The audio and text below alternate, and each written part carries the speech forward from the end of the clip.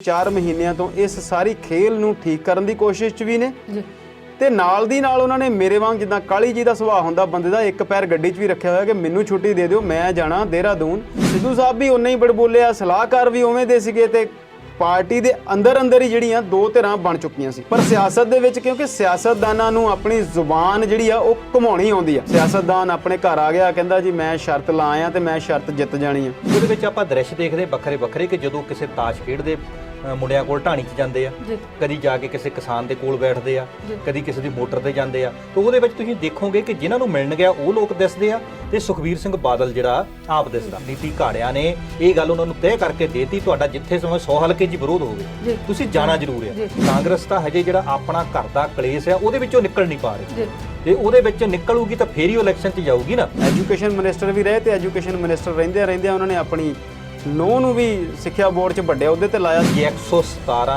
MLA ਨੇ ਗੁਰੂ ਸਾਹਿਬ ਦੇ ਜੀਵਨ ਤੇ ਕੋਈ 2-2 ਮਿੰਟ ਵੀ ਲੈਣੇ ਹੋਣ, 5-5 ਮਿੰਟ ਵੀ ਲੈਣੇ ਹੋਣ ਤੇ ਕੀ ਇੱਕ ਦਿਨ ਦੇ ਵਿੱਚ ਗੁਰੂ ਸਾਹਿਬ ਦਾ ਜੀਵਨ ਦਾ ਜਿਹੜੀ ਵਿਆਖਿਆ ਕੀਤੀ ਜਾ ਸਕਦੀ ਹੈ?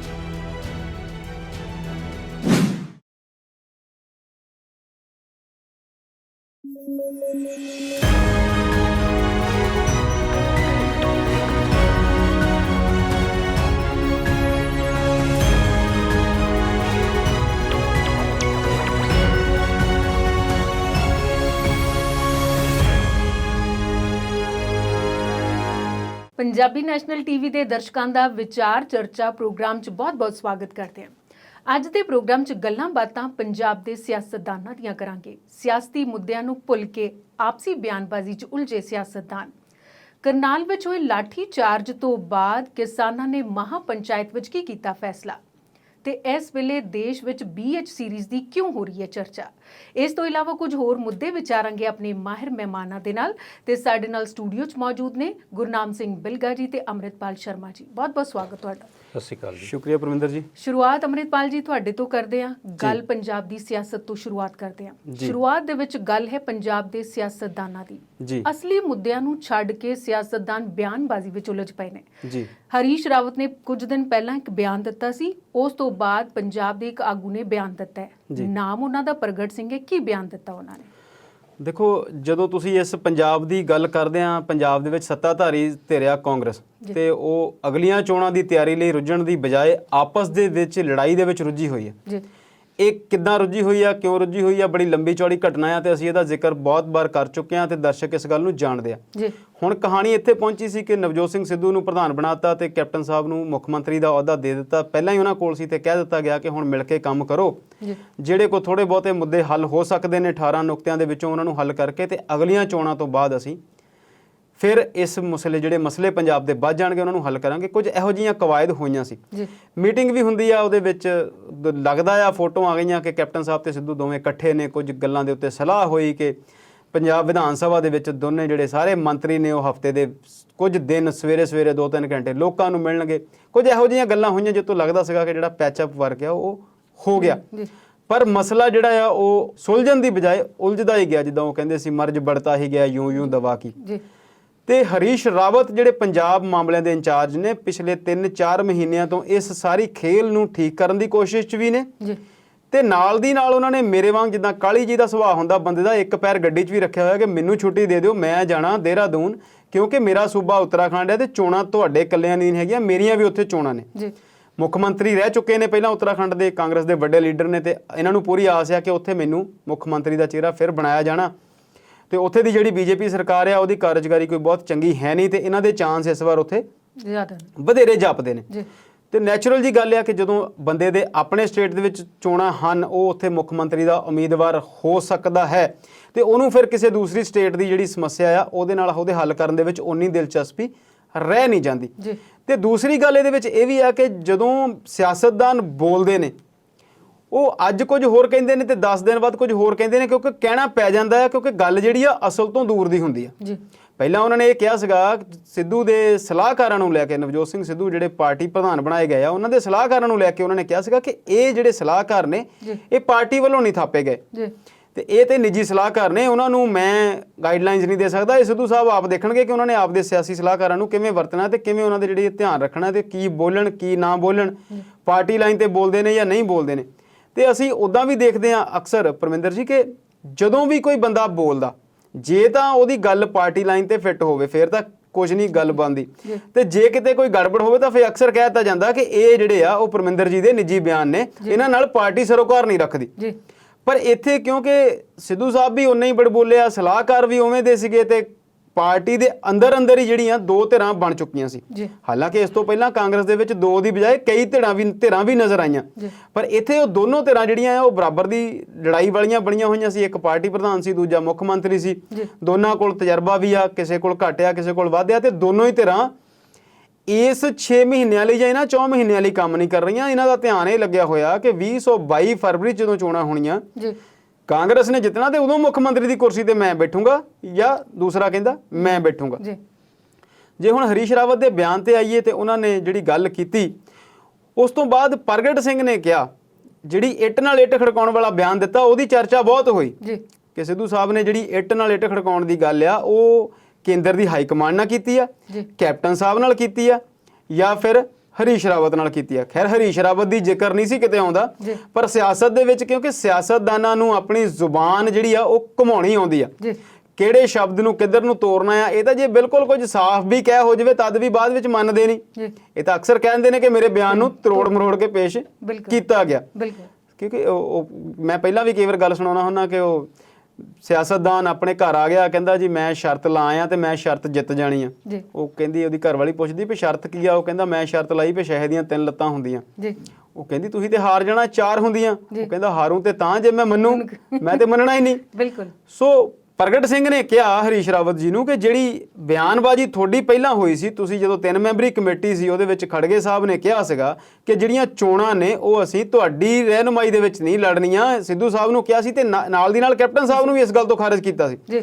ਉਦੋਂ ਵੀ ਗੱਲ ਇਹੀ ਆਈ ਸੀ ਕਿ ਜਿਹੜੀ ਚੋਣਾਂ ਨੇ ਬੇਸ਼ੱਕ ਸੋਨੀਆ ਗਾਂਧੀ ਜਾਂ ਰਾਹੁਲ ਗਾਂਧੀ ਦੀ ਰਹਿਨੁਮਾਈ ਦੇ ਵਿੱਚ ਜਾਂ ਛਤਰਛਾਇਆ 'ਚ ਲੜੀਆਂ ਜਾਣੀਆਂ, ਪਰ ਸੀਐਮ ਫੇਸ ਦੀ ਲੜਾਈ ਜਿਹੜੀ ਆ ਉਹ ਆਮ ਆਦਮੀ ਪਾਰਟੀ ਨੂੰ ਪੁੱਛੋ ਕਿ ਕਿੰਨੀ ਗੰਭੀਰ ਹੁੰਦੀ ਆ, ਤੇ ਉਹਨਾਂ ਨੇ ਪਿਛਲੀ ਵਾਰ ਵੀ ਉਹਦਾ ਜਿਹੜਾ ਆ ਖਮਿਆਜਾ ਹਾਲੇ ਤੱਕ ਭੁਗਤ ਰਹੇ ਨੇ।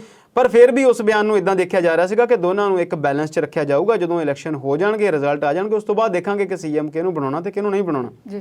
ਪਰ ਫਿਰ ਹੁਣ ਉਹਨਾਂ ਨੇ, ਪ੍ਰਗਟ ਸਿੰਘ ਨੇ ਇਹ ਸਵਾਲ ਹਰੀਸ਼ ਰਾਵਤ ਨੂੰ ਬਿਲਕੁਲ ਸਾਫ਼-ਸਾਫ਼ ਕੀਤਾ ਕਿ ਤੁਸੀਂ ਕੌਣ ਹੋ ਪੰਜਾਬ ਦਾ ਚਿਹਰਾ ਲਾਲਣ ਵਾਲੇ।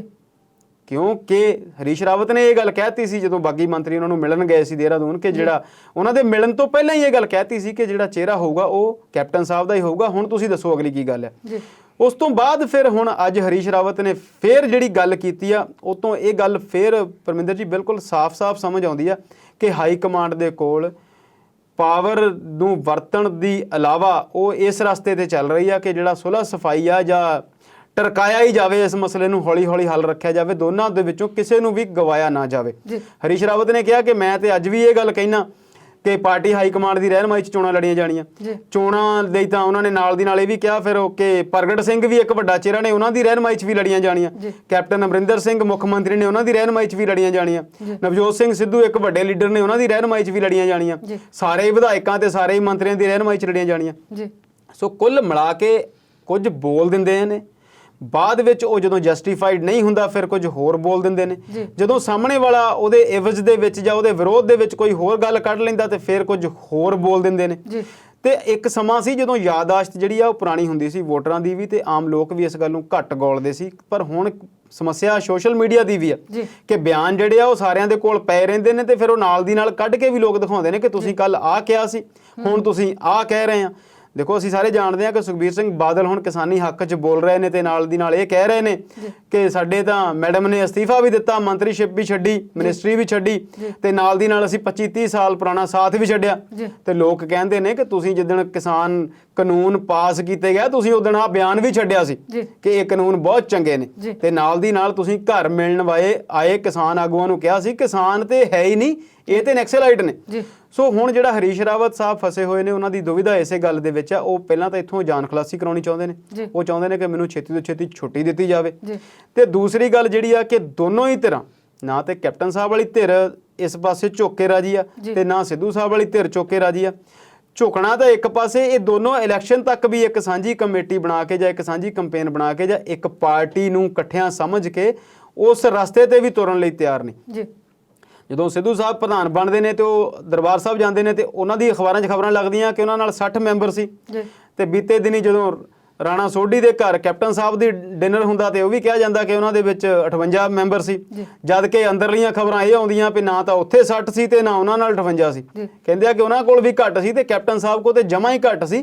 ਬਹੁਤੇ ਐਮਐਲਏ ਬਹੁਤੇ ਮਿਨਿਸਟਰ ਤਾਂ ਹੁਣ ਸਾਈਡ ਲਾਈਨ ਤੇ ਹੋ ਕੇ ਬੈਠ ਗਏ ਆ ਵੀ ਦੇਖਾਂਗੇ ਕਿਵੇਂ ਕਿਵੇਂ ਦਾ ਸਮਾਂ ਆਊਗਾ ਤੇ ਜਿੱਧਰਲੇ ਪਾਸੇ ਭਾਰਾ ਹੋਇਆ ਉਧਰਲੇ ਪਾਸੇ ਜਾ ਕੇ ਬੈਠਾਂਗੇ, ਕਿਉਂਕਿ ਦੋਨਾਂ ਸਾਰੇ ਹੀ ਐਮਐਲਏਸ ਦਾ ਧਿਆਨ ਜਿੰਨੇ 70 72 ਜਿੱਤੇ ਹੋਏ ਨੇ ਜਾਂ 117 ਤੇ ਜਿਨ੍ਹਾਂ ਨੇ ਲੜਨਾ ਉਹਨਾਂ ਨੂੰ ਪਹਿਲਾਂ ਤੇ ਆਪਣੀਆਂ ਵੋਟਾਂ ਦੀ ਫਿਕਰ ਆ, ਉਸ ਤੋਂ ਬਾਅਦ ਉਹਨਾਂ ਨੂੰ ਟਿਕਟ ਦੀ ਵੀ ਫਿਕਰ ਆ। ਤੋਂ ਇਸ ਕਰਕੇ ਕੋਈ ਵੀ ਜਿਹੜਾ ਬੰਦਾ ਆ ਕੁਝ ਚੰਦ ਕੁ ਨੂੰ ਛੱਡ ਕੇ ਜਿਹੜੇ ਕੈਪਟਨ ਸਾਹਿਬ ਦੇ ਪਾਸੇ ਖੜੇ ਨੇ, ਬ੍ਰਹਮ ਮਹਿੰਦਰਾ ਆ ਜਾਂ ਬਲਵੀਰ ਸਿੰਘ ਸੋਢੀ ਆ ਜਾਂ ਕੁਝ ਹੋਰ ਨੇ ਤੇ ਇਦਾਂ ਹੀ ਇਧਰਲੇ ਪਾਸੇ ਕੁਝ ਬੰਦੇ ਖੜੇ ਨੇ, ਉਹਨਾਂ ਨੂੰ ਛੱਡ ਕੇ ਜਿਹੜੀ ਬਾਕੀ ਮੈਜੋਰਿਟੀ ਨੰਬਰ ਆਫ ਪਰਸਨਸ ਨੇ ਪੰਜਾਬ ਦੀ ਕਾਂਗਰਸ ਦੇ ਵੱਡੇ ਚਿਹਰੇ ਉਹ ਸਾਰੇ ਦੁਵਿਧਾ 'ਚ ਫਸੇ ਹੋਏ ਨੇ ਤੇ ਲੋਕ ਇਸ ਤੋਂ ਵੱਧ ਦੁਵਿਧਾ 'ਚ ਫਸੇ ਹੋਏ ਨੇ।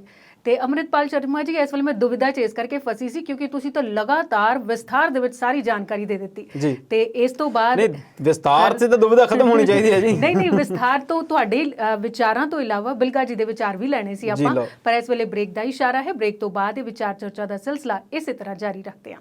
ਸੋ ਦਰਸ਼ਕੋ, ਪੰਜਾਬੀ ਨੈਸ਼ਨਲ ਟੀਵੀ ਤੇ ਵਿਚਾਰ ਚਰਚਾ ਪ੍ਰੋਗਰਾਮ ਇਸੇ ਤਰ੍ਹਾਂ ਚੱਲਦਾ ਰਹੇਗਾ। ਮਿਲਦੇ ਹਾਂ ਇਸ ਬ੍ਰੇਕ ਤੋਂ ਬਾਅਦ।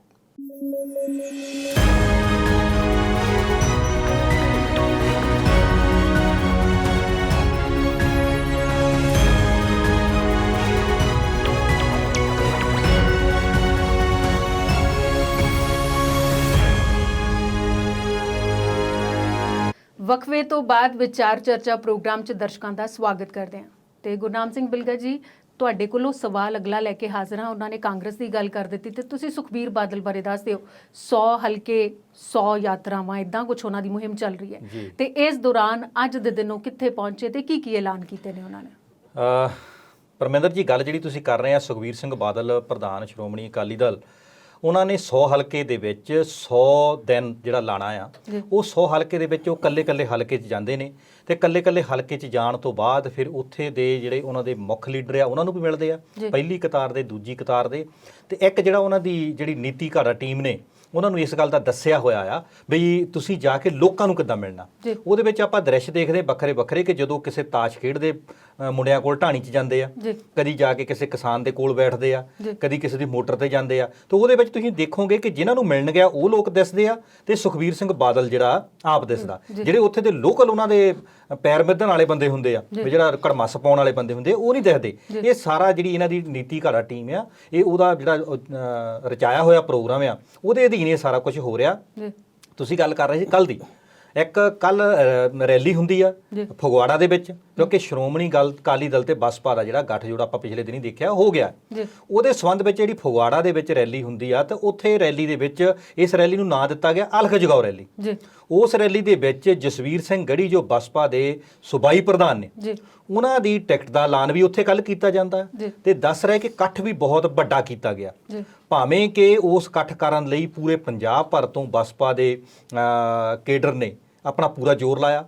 ਪੂਰਾ ਜ਼ੋਰ ਲਾਉਣ ਤੋਂ ਬਾਅਦ ਜਿਹੜਾ ਇਕੱਠ ਹੈ ਉੱਥੇ ਇਕੱਠ ਕਰਨ ਦੇ ਵਿੱਚ ਜਿਹੜਾ ਸ਼੍ਰੋਮਣੀ ਅਕਾਲੀ ਦਲ ਬਸਪਾ ਗੱਠ ਜੋੜਿਆ ਉੱਥੇ ਕਾਮਯਾਬ ਰਿਹਾ ਤੇ ਜਸਵੀਰ ਸਿੰਘ ਗੜੀ ਨੂੰ ਫਗਵਾੜਾ ਤੋਂ ਉਮੀਦਵਾਰ ਵੀ ਐਲਾਨ ਦਿੱਤਾ।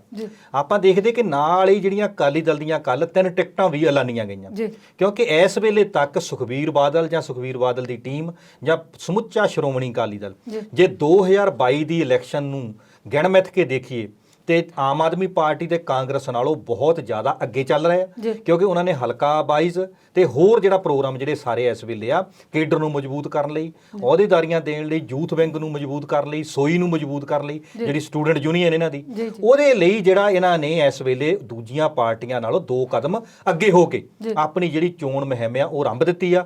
ਬਾਕੀ ਜਿਹੜੇ ਸਾਰੇ ਦਲ ਆ ਇਸ ਵੇਲੇ ਇਹਨਾਂ ਦੇ ਕਿਤੇ ਨੇੜੇ ਤੇੜੇ ਵੀ ਨਹੀਂ ਜਾਪਦੇ। ਜਿਹਦੇ ਵਿੱਚ ਤੁਸੀਂ ਕਾਂਗਰਸ ਦੀ ਸ਼ਰਮਾ ਜੀ ਨੇ ਬੜੀ ਲੰਬੀ ਵਿਸਤਾਰ ਨਾਲ ਗੱਲ ਦੱਸੀ ਆ, ਕਾਂਗਰਸ ਤਾਂ ਹਜੇ ਜਿਹੜਾ ਆਪਣਾ ਘਰ ਦਾ ਕਲੇਸ਼ ਆ ਉਹਦੇ ਵਿੱਚੋਂ ਨਿਕਲ ਨਹੀਂ ਪਾ ਰਹੀ ਤੇ ਉਹਦੇ ਵਿੱਚ ਨਿਕਲੂਗੀ ਤਾਂ ਫੇਰ ਹੀ ਉਹ ਇਲੈਕਸ਼ਨ 'ਚ ਜਾਊਗੀ ਨਾ। ਇਸ ਕਰਕੇ ਸ਼੍ਰੋਮਣੀ ਅਕਾਲੀ ਦਲ ਇਸ ਵੇਲੇ ਪਹਿਲ ਬਣਾ ਕੇ ਪੰਜਾਬ ਦੇ ਵਿੱਚ ਆਪਣੀ ਇਲੈਕਸ਼ਨ ਕੈਂਪੇਨ ਕਰ ਰਿਹਾ ਹੈ। ਵੱਖ-ਵੱਖ ਪਿੰਡਾਂ 'ਚ ਜਾ ਰਿਹਾ, ਭਾਵੇਂ ਕਿ ਕਿਸਾਨ ਜਥੇਬੰਦੀਆਂ ਵੱਲੋਂ ਹਰ ਥਾਂ ਸੁਖਬੀਰ ਬਾਦਲ ਦਾ ਝੰਡੇ ਦਿਖਾ ਕੇ ਉਹਨੂੰ ਸਵਾਲ ਵੀ ਕੀਤੇ ਜਾਂਦੇ, ਉਹਦਾ ਵਿਰੋਧ ਵੀ ਕੀਤਾ ਜਾਂਦਾ, ਤੇ ਪਰ ਫਿਰ ਵੀ ਦੱਸਦੇ ਆ ਕਿ ਜਿਹੜੀ ਚੋਣ ਰਣਨੀਤੀ ਘਾੜਿਆਂ ਨੇ ਇਹ ਗੱਲ ਉਹਨਾਂ ਨੂੰ ਤੈਅ ਕਰਕੇ ਦੇਤੀ, ਤੁਹਾਡਾ ਜਿੱਥੇ ਸਮੇਂ 100 ਹਲਕੇ 'ਚ ਵਿਰੋਧ ਹੋਵੇ ਤੁਸੀਂ ਜਾਣਾ ਜ਼ਰੂਰ ਹੈ, ਕਿ ਜੇ ਤੁਹਾਡਾ ਵਿਰੋਧ ਵੀ ਹੁੰਦਾ ਆ ਤਾਂ ਘੱਟੋ ਘੱਟ ਤੁਹਾਡਾ ਮੀਡੀਆ 'ਚ ਤੁਸੀਂ ਆਉਨੇ ਆ ਨਾ, ਲੋਕਾਂ ਨਾਲ ਜੁੜੇ ਤਾਂ ਦਿਸਦੇ ਆ, ਚਾਹੇ ਜਥੇਬੰਦੀਆਂ ਵਿਰੋਧ ਕਰਨ ਚਾਹੇ ਨਾ ਕਰਨ, ਇਹ ਸਾਰਾ ਉਹਦਾ ਹਿੱਸਾ ਆ। ਅਲਖ ਜਗਾਓ ਜਿਹੜੀ ਰੈਲੀ ਆ ਉਹਦੇ ਵਿੱਚ ਕੱਲ ਦੇ ਇਕੱਠ ਨੇ ਦੱਸ ਦਿੱਤਾ ਆ ਕਿ ਆਉਣ ਵਾਲਾ 2022 ਦਾ ਜਿਹੜਾ ਚੋਣਾਂ ਦਾ ਯੁੱਧ ਆ ਉਹਦੇ ਵਿੱਚ ਬਹੁਤ ਭਾਰੀ ਤੌਰ ਤੇ ਇਹਨਾਂ ਪਾਰਟੀਆਂ ਵੱਲੋਂ ਧਨ ਦਾ ਵੀ ਜਿਹੜਾ ਆ ਇਸਤੇਮਾਲ ਕੀਤਾ ਜਾਊਗਾ, ਧਨ ਦੇ ਨਾਲ ਜਿਹੜਾ ਆ ਆਪਣਾ ਜ਼ੋਰ ਵੀ ਦਿਖਾਇਆ ਜਾਊਗਾ। ਹੁਣ ਦੇਖਦੇ ਆ ਕਿ ਦੂਜੀਆਂ ਪਾਰਟੀਆਂ ਕਦੋਂ ਆਪਣੀ ਇਲੈਕਸ਼ਨ ਕੈਂਪੇਨ ਸ਼ੁਰੂ ਕਰਦੀਆਂ, ਪਰ ਨਾਲ ਇੱਕ ਗੱਲ ਹੋਰ ਜੋੜ ਦਿੰਦੇ ਆ, ਬਸਪਾ ਦਾ ਇਹ ਪਹਿਲਾ ਇਕੱਠ ਸੀ ਪੰਜਾਬ ਦੀ ਇਸ ਜਿਹੜੀ ਫਿਜ਼ਾ ਚੱਲ ਰਹੀ ਆ ਰਾਜਨੀਤੀ 2022 ਦੀ, ਪਹਿਲਾ ਇਕੱਠ ਸੀ, ਉਹਨਾਂ ਦਾ ਪ੍ਰਧਾਨ ਦਾ ਪ੍ਰੋਗਰਾਮ ਸੀ, ਉਹਨਾਂ ਦੀ ਪ੍ਰਧਾਨ ਦਾ ਟਿਕਟ ਦਾ ਐਲਾਨ ਹੋਣਾ ਸੀ, ਜਦੋਂ ਮਾਲਵੇ ਤੋਂ ਬਹੁਤ ਵੱਡੀਆਂ ਬੱਸਾਂ ਭਰ ਕੇ ਫਗਵਾੜਾ ਰੈਲੀ ਸ਼ਾਮਲ ਹੋਣ ਆ ਰਹੀਆਂ ਸੀਗੀਆਂ। ਲਾਡੋਵਾਲ ਟੋਲ ਪਲਾਜੇ ਤੇ ਜਿਹੜਾ ਕਿਸਾਨ ਜਥੇਬੰਦੀਆਂ ਵੱਲੋਂ ਕੱਲ 2 ਘੰਟੇ ਦਾ ਬੰਦ ਦੀ ਕਾਲ ਦੇ ਕੇ ਧਰਨਾ ਦਿੱਤਾ ਗਿਆ, ਉਹਦੇ ਨਾਲ ਜਿਹੜਾ ਸਾਰਾ ਹੀ ਦਿੱਲੀ ਸਾਈਡ ਤੋਂ ਆਉਣ ਵਾਲਾ, ਮਾਲਵੇ ਸਾਈਡ ਤੋਂ ਆਉਣ ਵਾਲਾ ਟ੍ਰੈਫਿਕ ਰੁਕ ਗਿਆ। ਉਹ ਟ੍ਰੈਫਿਕ ਰੁਕਣ ਦੇ ਨਾਲ ਬਹੁਤ ਸਾਰੀਆਂ ਬੱਸਾਂ ਜਿਹੜੀਆਂ ਬਸਪਾ ਵਰਕਰਾਂ ਦੀਆਂ ਉਹ ਲਾਡੋਵਾਲ ਟੋਲ ਪਲਾਜੇ ਤੇ ਫਸ ਗਈਆਂ। ਉੱਥੇ ਦੱਸਿਆ ਜਾਂਦਾ ਆ ਕਿ ਉੱਥੇ ਬਸਪਾ ਵਰਕਰਾਂ ਦਾ ਤੇ ਕਿਸਾਨਾਂ ਦਾ ਆਪਸ ਵਿੱਚ ਹੀ ਤਕਰਾਰ ਵੀ ਬਹੁਤ ਵੱਡੇ ਪੱਧਰ ਤੇ ਹੋਇਆ। ਉਹਨਾਂ ਦਾ ਇਹ ਕਹਿਣਾ ਸੀ ਵੀ ਤੁਸੀਂ 12 ਵਜੇ ਦੀ ਕਾਲ ਦੇ ਕੇ ਤੁਸੀਂ 11:30 ਹੀ ਟ੍ਰੈਫਿਕ ਜਾਮ ਕਰ ਦਿੱਤਾ, ਪਰ ਟ੍ਰੈਫਿਕ ਹੈ ਹੀ ਇੰਨਾ ਸੀਗਾ, ਇੱਕ ਤਾਂ ਰੈਲੀ ਨੂੰ ਸੰਬੰਧਿਤ ਟ੍ਰੈਫਿਕ ਸੀਗਾ, ਇੱਕ ਨਾਰਮਲ ਜਿਹੜਾ ਲੋਕਾਂ ਨੂੰ ਇਹ ਸੀ ਵੀ ਜਲਦੀ ਜਲਦੀ ਅਸੀਂ ਘਰ ਪਹੁੰਚੀਏ, ਵੀ ਇੱਥੇ ਕਿਸਾਨਾਂ ਨੇ ਜਾਮ ਲਾਉਣਾ ਹੈ। ਉਹ 2 ਘੰਟੇ ਦੇ ਜਾਮ ਦੇ ਵਿੱਚ ਵੀ ਕਾਫੀ ਬਸਪਾ ਵਰਕਰ ਜਿਹੜੇ ਆ ਉਹ ਫਸੇ ਰਹੇ, ਪਰ ਫਿਰ ਵੀ ਤੁਸੀਂ ਦੇਖਦੇ ਆ ਕਿ ਸੁਖਬੀਰ ਸਿੰਘ ਬਾਦਲ ਇਸ ਵੇਲੇ ਇਹ ਇਲੈਕਸ਼ਨ ਕੈਂਪੇਨ ਦੇ ਵਿੱਚ ਸਭ ਨੂੰ ਮੋਹਰੀ ਹੋ ਕੇ ਚੱਲ ਰਿਹਾ। ਆਪਣੇ ਸ਼੍ਰੋਮਣੀ ਅਕਾਲੀ ਦਲ ਦੀਆਂ ਕੱਲ ਉਹਨੇ 3 ਟਿਕਟਾਂ ਜਿਹੜੀਆਂ ਹਲਕਿਆਂ ਤੋਂ ਹੋਰ ਐਲਾਨ ਦਿੱਤੀਆਂ, ਜਿਹਦੇ ਵਿੱਚ ਸਭ ਨੂੰ ਚਰਚਿਤ ਜਿਹੜਾ ਆ ਉਹ ਰਾਮਪੁਰਾ ਫੂਲ, ਜਿੱਥੋਂ ਸਿਕੰਦਰ ਸਿੰਘ ਮਲੂਕਾ ਨੂੰ ਉਮੀਦਵਾਰ ਐਲਾਨਿਆ ਗਿਆ ਆ, ਬਠਿੰਡਾ ਦਿਹਾਤੀ ਤੋਂ ਪ੍ਰਕਾਸ਼ ਸਿੰਘ ਭੱਟੀ ਨੂੰ ਉਮੀਦਵਾਰ ਐਲਾਨਿਆ ਗਿਆ ਆ, ਤੇ ਭੁੱਚੋ ਮੰਡੀ ਤੋਂ ਦਰਸ਼ਨ ਸਿੰਘ ਕੋਟਫੱਤਾ ਨੂੰ ਉਮੀਦਵਾਰ ਐਲਾਨਿਆ ਗਿਆ। ਤੁਸੀਂ ਦੇਖਦੇ ਕਿ ਜਿਹੜੇ ਆਪਾਂ 2 ਸੀਟਾਂ ਨੂੰ ਛੱਡ ਵੀ ਲਈਏ ਤੇ ਰਾਮਪੁਰਾ ਫੂਲ ਦੀ ਸੀਟ ਇਸ ਕਰਕੇ ਚਰਚਿਤ ਆ ਕਿ ਸਿਕੰਦਰ ਸਿੰਘ ਮਲੂਕਾ ਪਹਿਲੀਆਂ 10 ਸਾਲ ਦੀ ਸਰਕਾਰ ਦੇ ਵਿੱਚ ਮੰਤਰੀ ਵੀ ਰਹੇ ਨੇ ਤੇ ਮੁੱਖ ਲੀਡਰਾਂ ਵਿੱਚ ਗਿਣੇ ਜਾਂਦੇ ਨੇ ਜ਼ਿਲ੍ਹਾ ਬਠਿੰਡਾ ਦੇ ਵਿੱਚ, ਪਰ ਉੱਥੇ ਵੀ ਕੁਛ ਨਾ ਕੁਛ ਇਦਾਂ ਦੀ ਰਾਜਨੀਤੀ ਚੱਲਦੀ ਆ ਕਿ ਸਿਕੰਦਰ ਸਿੰਘ ਮਲੂਕਾ ਇਸ ਵਾਰੀ ਰਾਮਪੁਰਾ ਫੂਲ ਨੂੰ ਛੱਡ ਕੇ ਉਹ ਇਸ ਵੇਲੇ ਮੋੜ ਮੰਡੀ ਤੋਂ ਇਲੈਕਸ਼ਨ ਲੜਨਾ ਚਾਹੁੰਦੇ ਆ, ਤੇ ਆਪਣੇ ਲੜਕੇ ਨੂੰ ਉਹ ਜਿਹੜਾ ਆ ਉਥੋਂ ਰਾਮਪੁਰਾ ਫੂਲ ਤੋਂ ਲੜਾਉਣਾ ਚਾਹੁੰਦੇ ਆ। ਉਹਨਾਂ ਨੇ ਕੱਲ ਬਿਆਨ ਦੇ ਦਿੱਤਾ ਆ, ਉਹ ਬਿਆਨ ਨੂੰ ਚਾਹੇ ਸੁਖਬੀਰ ਸਿੰਘ ਬਾਦਲ ਦੀ ਕਹਿ ਦਈਏ ਵੀ ਉਹਦਾ ਜਿਹੜਾ ਦਿੱਤੀ ਹੋਈ ਸੀਟ ਆ ਉਹਨੂੰ ਨਕਾਰ ਦਿੱਤਾ ਸਮਝ ਲਈਏ। ਉਹਨਾਂ ਨੇ ਸਿੱਧਾ ਕਹਿ ਦਿੱਤਾ ਕਿ ਮੈਂ ਜੇ ਇਲੈਕਸ਼ਨ ਲੜੂੰਗਾ ਤਾਂ ਮੈਂ ਮੋੜ ਮੰਡੀ ਤੋਂ ਲੜੂੰਗਾ, ਤੇ ਜੇ ਤੁਸੀਂ ਰਾਮਪੁਰਾ ਫੂਲ ਤੋਂ ਲੜਾਉਣੀ ਆ ਤਾਂ ਉੱਥੋਂ ਮੇਰਾ ਲੜਕਾ ਗੁਰਪ੍ਰੀਤ ਮਲੂਕਾ ਜਿਹੜਾ ਆ ਬੜੀ ਲੰਬੇ ਸਮੇਂ ਤੋਂ ਕੰਮ ਕਰ ਰਿਹਾ ਤੇ ਉਹੀ ਇਲੈਕਸ਼ਨ ਲੜੂਗਾ। ਭਾਵੇਂ ਕਿ ਪਿਛਲੀ ਵਾਰੀ ਜਿਹੜਾ ਗੁਰਪ੍ਰੀਤ ਕਾਂਗੜ ਰਾਮਪੁਰਾ ਫੂਲ ਤੋਂ ਵਿਧਾਇਕ ਵੀ ਨਹੀਂ, ਇਸ ਵੇਲੇ ਕਾਂਗਰਸ ਦੇ ਉਹ ਇਸ ਵੇਲੇ ਕੈਬਨਿਟ ਮੰਤਰੀ ਨੇ, 55,000 ਤੋਂ ਉੱਪਰ ਵੋਟਾਂ ਲੈ ਕੇ ਉਹ ਜਿੱਤੇ ਸਨ, ਤੇ ਜਿਹੜੇ ਮਲੂਕਾ ਸੀ ਉਹ 44,000 ਤੇ ਉੱਥੇ ਰਹਿ ਗਏ ਸਨ, ਤੇ ਜਿਹੜੇ ਆਮ ਆਦਮੀ ਪਾਰਟੀ ਦੇ ਮਨਜੀਤ ਸਿੰਘ ਸਿੱਧੂ ਸੀਗੇ ਉਹ 32,000 ਵੋਟਾਂ ਉੱਥੋਂ ਲੈ ਕੇ ਕਾਮਯਾਬ ਹੋਏ ਸਨ। ਇਸ ਕਰਕੇ ਜਿਹੜਾ ਹਰਵਿੰਦਰ ਸਿੰਘ ਲਾਡੀ ਨੇ ਵੀ ਬਠਿੰਡਾ ਦਿਹਾਤੀ ਤੋਂ 28,000 ਵੋਟ ਪ੍ਰਾਪਤ ਕੀਤੀ।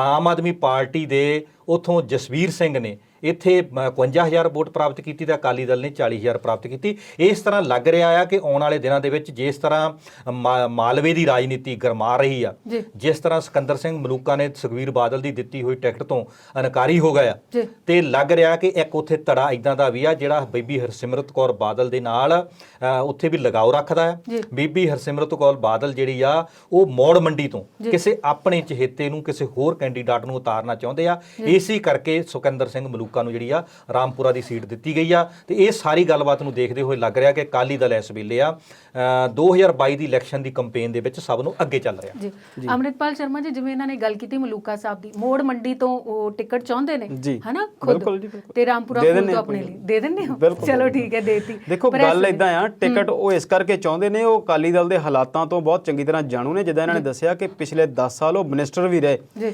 ਤੇ ਅਕਾਲੀ ਦਲ ਦੀ ਸਰਕਾਰ ਨੇ ਪਿਛਲੇ 10 ਸਾਲਾਂ 'ਚ ਜਿਹੜੇ ਕਬੱਡੀ ਕੱਪ ਕਰਾਏ ਉਹਦੇ 'ਚ ਬਹੁਤ ਮੋਹਰਲਿਆਂ 'ਚ ਸ਼ਾਮਲ ਸੀ ਮਲੂਕਾ ਸਾਹਿਬ। ਐਜੂਕੇਸ਼ਨ ਮਿਨਿਸਟਰ ਵੀ ਰਹੇ, ਤੇ ਐਜੂਕੇਸ਼ਨ ਮਿਨਿਸਟਰ ਰਹਿੰਦਿਆਂ ਉਹਨਾਂ ਨੇ ਆਪਣੀ ਨੌ ਨੂੰ ਵੀ ਸਿੱਖਿਆ ਬੋਰਡ 'ਚ ਵੱਡੇ ਅਹੁਦੇ ਤੇ ਲਾਇਆ ਸੀ ਤੇ ਚਰਚਾ 'ਚ ਵੀ ਬੜੇ ਰਹੇ ਜੀ। ਤੇ ਵਿਰੋਧ ਵੀ ਉਹਨਾਂ ਦਾ ਕਈ ਵਾਰ ਹੋਇਆ ਤੇ ਕੁਝ ਚਰਚਾਵਾਂ 'ਚ ਇਸ ਕਰਕੇ ਵੀ ਰਹਿੰਦੇ ਨੇ, ਸੁਭਾਅ ਦੇ ਵੀ ਉਹ ਥੋੜੇ ਜਿਹੇ ਅੱਖੜ ਨੇ। ਜੀ ਸ਼ਰਮਾ ਜੀ ਇੱਕ ਗੱਲ ਹੋਰ, ਮੈਂ ਪੰਜਾਬ ਕਬੱਡੀ ਐਸੋਸੀਏਸ਼ਨ ਦੇ ਉਹ ਪ੍ਰੈਜ਼ੀਡੈਂਟ ਵੀ ਨੇ। ਬਿਲਕੁਲ ਉਹੀ ਮੈਂ ਦੱਸਿਆ ਕਿ ਉਹ ਜਿਹੜਾ ਕਬੱਡੀ ਐਸੋਸੀਏਸ਼ਨ ਜਿਹੜੀ ਆ ਉਹ ਕਬੱਡੀ ਵਰਲਡ ਕੱਪ ਕਰਾਉਣ ਵਾਲੀ ਐਸੋਸੀਏਸ਼ਨ ਨਹੀਂ ਆ ਤੇ ਉਹਦੇ 'ਚ ਉਹ ਬਹੁਤ ਮੋਹਰਲਿਆਂ 'ਚ ਰਹੇ ਨੇ। ਹੁਣ ਉਹ ਇਸ ਗੱਲ ਨੂੰ ਸਮਝਦੇ ਨੇ ਕਿ ਅਕਾਲੀ ਦਲ ਭਾਵੇਂ ਜਿੱਦਾਂ ਬਿਲਗਾ ਸਾਹਿਬ ਨੇ ਦੱਸਿਆ ਕਿ ਪਹਿਲੇ ਗੇਅਰ 'ਚ ਗੱਡੀ ਪਾ ਕੇ ਸਭ ਤੋਂ ਅੱਗੇ ਜਾ ਰਿਹਾ ਇਲੈਕਸ਼ਨ ਦੇ ਵਿੱਚ, ਪਰ ਫੇਰ ਵੀ ਉਹਨਾਂ ਦੀ ਸਥਿਤੀ ਜਿਹੜੀ ਆ ਉਨੀ ਚੰਗੀ ਨਹੀਂ ਤੇ ਉਹ ਇੰਨਾ ਕੁ ਦਬਾਅ ਬਣਾਉਣਾ ਚਾਹੁੰਦੇ ਨੇ ਕਿ ਮੈਨੂੰ 2 ਸੀਟਾਂ ਮਿਲਣ 1 ਦੀ ਬਜਾਏ। ਉਹਦੇ ਲਈ ਉਹ ਜਿਹੜਾ ਦਬਾਅ ਬਣਾ ਰਹੇ ਨੇ ਉਹਦੇ ਲਈ ਉਹ ਜਾਇਜ਼ ਆ ਤੇ ਮੈਨੂੰ ਲੱਗਦਾ ਕਿ ਅਕਾਲੀ ਦਲ ਮੰਨੇਗੀ ਕਿ ਨਹੀਂ ਮੰਨੇਗੀ ਬਾਅਦ ਦੀ ਗੱਲ ਆ, ਪਰ ਉਹ ਜਿਹੜਾ ਇੱਕ ਦਬਾਅ ਆ ਉਹ ਇਸੇ ਕਰਕੇ ਬਣਾ ਰਹੇ ਨੇ ਕਿਉਂਕਿ ਬੀਤੇ ਦਿਨਾਂ 'ਚ ਅਸੀਂ ਦੇਖਿਆ ਕਿ ਬਹੁਤ ਕਈ ਲੀਡਰ ਜਿਹੜੇ ਅਕਾਲੀ ਦਲ ਨੂੰ ਛੱਡ ਕੇ ਵੀ ਗਏ। ਹਾਲਾਂਕਿ ਕੋਈ ਇਧਰੋਂ ਉਧਰੋਂ ਵੀ ਆ ਰਹੇ ਨੇ, ਪਰ ਫੇਰ ਵੀ ਮਲੂਕਾ ਸਾਹਿਬ ਜਿਹੜੇ ਆ ਉਹ ਇੱਕ ਤਿੱਖੀ ਨਜ਼ਰ ਰੱਖੀ ਹੋਈ ਆ। ਜਿੱਦਾਂ ਬਿਲਗਾ ਸਾਹਿਬ ਨੇ ਦੱਸਿਆ ਕਿ ਪਿਛਲੀ ਵਾਰ ਭਾਵੇਂ ਉਹ ਹਾਰ ਗਏ ਸੀ ਪਰ ਫੇਰ ਤੇ ਨਾਲ ਦੀ ਨਾਲ ਉਹਨਾਂ ਨੇ ਉੱਥੋਂ ਮੌੜ ਮੰਡੀ ਤੋਂ ਹੀ ਕੁਝ ਲੋਕਲ ਲੀਡਰਾਂ ਦੇ ਬਿਆਨ ਵੀ ਅੱਜ ਅਖਬਾਰ 'ਚ ਦਿੱਤੇ ਆ ਕਿ ਇੱਥੋਂ ਮਲੂਕਾ ਸਾਹਿਬ ਪਿਛਲੇ ਸਮੇਂ ਤੋਂ ਕਾਫੀ ਮਿਹਨਤ ਕਰ ਰਹੇ ਆ ਤੇ ਜੇ ਕੋਈ ਇੱਥੇ ਹੋਰ ਆਵੇਗਾ ਤੇ ਅਸੀਂ ਉਹਦਾ ਵਿਰੋਧ ਕਰਾਂਗੇ ਤੇ ਮਲੂਕਾ ਸਾਹਿਬ ਹੀ ਇੱਥੋਂ ਜਿੱਤਣ ਵਾਲੇ ਕੈਂਡੀਡੇਟ ਨੇ। ਕਹਿਣ ਤੋਂ ਭਾਵ ਆਪਣੀ ਤਾਕਤ ਦਿਖਾਣੀ ਸ਼ੁਰੂ ਕਰ ਦਿੱਤੀ ਉਹਨਾਂ ਨੇ। ਬਿਲਕੁਲ ਬਿਲਕੁਲ ਸਿਆਸੀ ਦਬਾਅ ਬਣਾਉਣ ਦੀ ਕੋਸ਼ਿਸ਼ ਹੈ। ਇਹ ਕੋਸ਼ਿਸ਼ ਕਿੰਨੀ ਕੁ ਕਾਮਯਾਬ ਹੁੰਦੀ ਹੈ ਇਹਦੇ ਬਾਰੇ ਤਾਂ ਸਮਾਂ ਦੱਸ ਦੇਗਾ, ਪਰ ਇਸ ਵੇਲੇ ਬਿਲਗਾ ਜੀ ਤੁਸੀਂ ਦੱਸ ਦਿਓ ਕਿ ਪੰਜਾਬ ਦਾ ਵਿਸ਼ੇਸ਼ ਸੈਸ਼ਨ 3 ਸਤੰਬਰ ਨੂੰ ਬੁਲਾਇਆ ਜਾ ਰਿਹਾ ਹੈ। ਪਰਮਿੰਦਰ ਜੀ ਇਹ ਸੈਸ਼ਨ ਜਿਹੜਾ ਬੁਲਾਇਆ ਜਾ ਰਿਹਾ ਹੈ, ਇਹ ਗੁਰੂ ਸਾਹਿਬ ਦਾ ਜਿਹੜਾ ਜਯੰਤੀ ਸਮਾਗਮ ਆ ਰਿਹਾ ਆ, ਉਹ ਗੁਰਪੁਰਬ ਨੂੰ ਲੈ ਕੇ ਇਹ ਸ੍ਰੀ ਗੁਰੂ ਤੇਗ ਬਹਾਦਰ ਜੀ ਦੇ ਇਹ ਸਮਾਗਮ ਜਿਹੜਾ ਪੰਜਾਬ ਸਰਕਾਰ ਨੇ ਸੈਸ਼ਨ ਉਸ ਸੰਬੰਧ ਵਿੱਚ ਸੱਦਣ ਦੀ ਕਾਲ ਦਿੱਤੀ ਆ।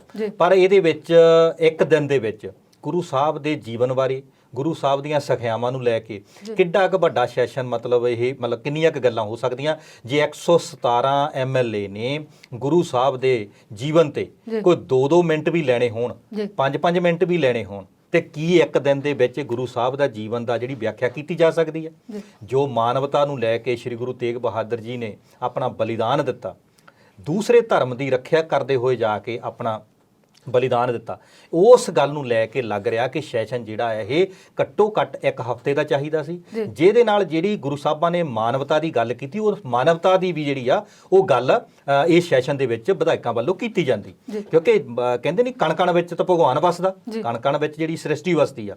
ਜੇ ਗੁਰੂ ਤੇਗ ਬਹਾਦਰ ਜੀ ਦੂਸਰੇ ਧਰਮ ਲਈ ਜਾ ਕੇ ਆਪਣਾ ਬਲੀਦਾਨ ਦੇ ਸਕਦੇ ਆ ਤੇ ਕੀ ਜੇ ਅਸੀਂ ਉਹਨਾਂ ਦੀ ਸਿੱਖਿਆ ਨੂੰ ਲੈ ਕੇ ਜਿਹੜਾ ਇਸ ਵੇਲੇ ਪੰਜਾਬ ਦਾ ਮਾਹੌਲ ਚੱਲ ਰਿਹਾ, ਪੰਜਾਬ ਦੀ ਜਿਹੜੀ ਜਨਤਾ ਆ, ਪੰਜਾਬ ਦੇ ਲੋਕ ਆ, ਉਹਨਾਂ ਨੂੰ ਲੈ ਕੇ ਨਹੀਂ ਅਸੀਂ ਕੋਈ ਉਸ ਸੈਸ਼ਨ ਦੇ ਵਿੱਚ ਕੋਈ ਉਹਨਾਂ ਦੀ ਸਿੱਖਿਆ ਲੈ ਕੇ ਅੱਗੇ ਕਰ ਸਕਦੇ ਸੀ। ਪਰ ਇਹ ਜਿਹੜਾ ਸੈਸ਼ਨ ਰੱਖਿਆ ਗਿਆ ਹੈ ਚੰਗੀ ਗੱਲ ਆ, ਪਰ ਸੈਸ਼ਨ ਦਾ ਸਮਾਂ ਜਿਹੜਾ 1 ਦਿਨ ਦਾ ਬਹੁਤ ਥੋੜਾ ਹੈ। ਵੈਸੇ ਸੈਸ਼ਨ ਨੂੰ ਲੈ ਕੇ ਨਵਜੋਤ ਸਿੰਘ ਸਿੱਧੂ ਨੇ ਵੀ ਕੁਝ ਕਿਹਾ, ਉਹਦੇ ਬਾਰੇ ਆਪਾਂ ਅੰਮ੍ਰਿਤਪਾਲ ਜੀ ਤੁਹਾਡੇ ਕੋਲੋਂ ਜਵਾਬ ਲਵਾਂਗੇ, ਪਰ ਇਸ ਵੇਲੇ ਬ੍ਰੇਕ ਦਾ ਵੇਲਾ ਹੈ। ਸੋ ਪੰਜਾਬੀ ਨੈਸ਼ਨਲ ਟੀਵੀ ਤੇ ਵਿਚਾਰ ਚਰਚਾ ਪ੍ਰੋਗਰਾਮ ਦਾ ਸਿਲਸਿਲਾ ਚੱਲਦਾ ਰਹੇਗਾ ਬ੍ਰੇਕ ਤੋਂ ਬਾਅਦ।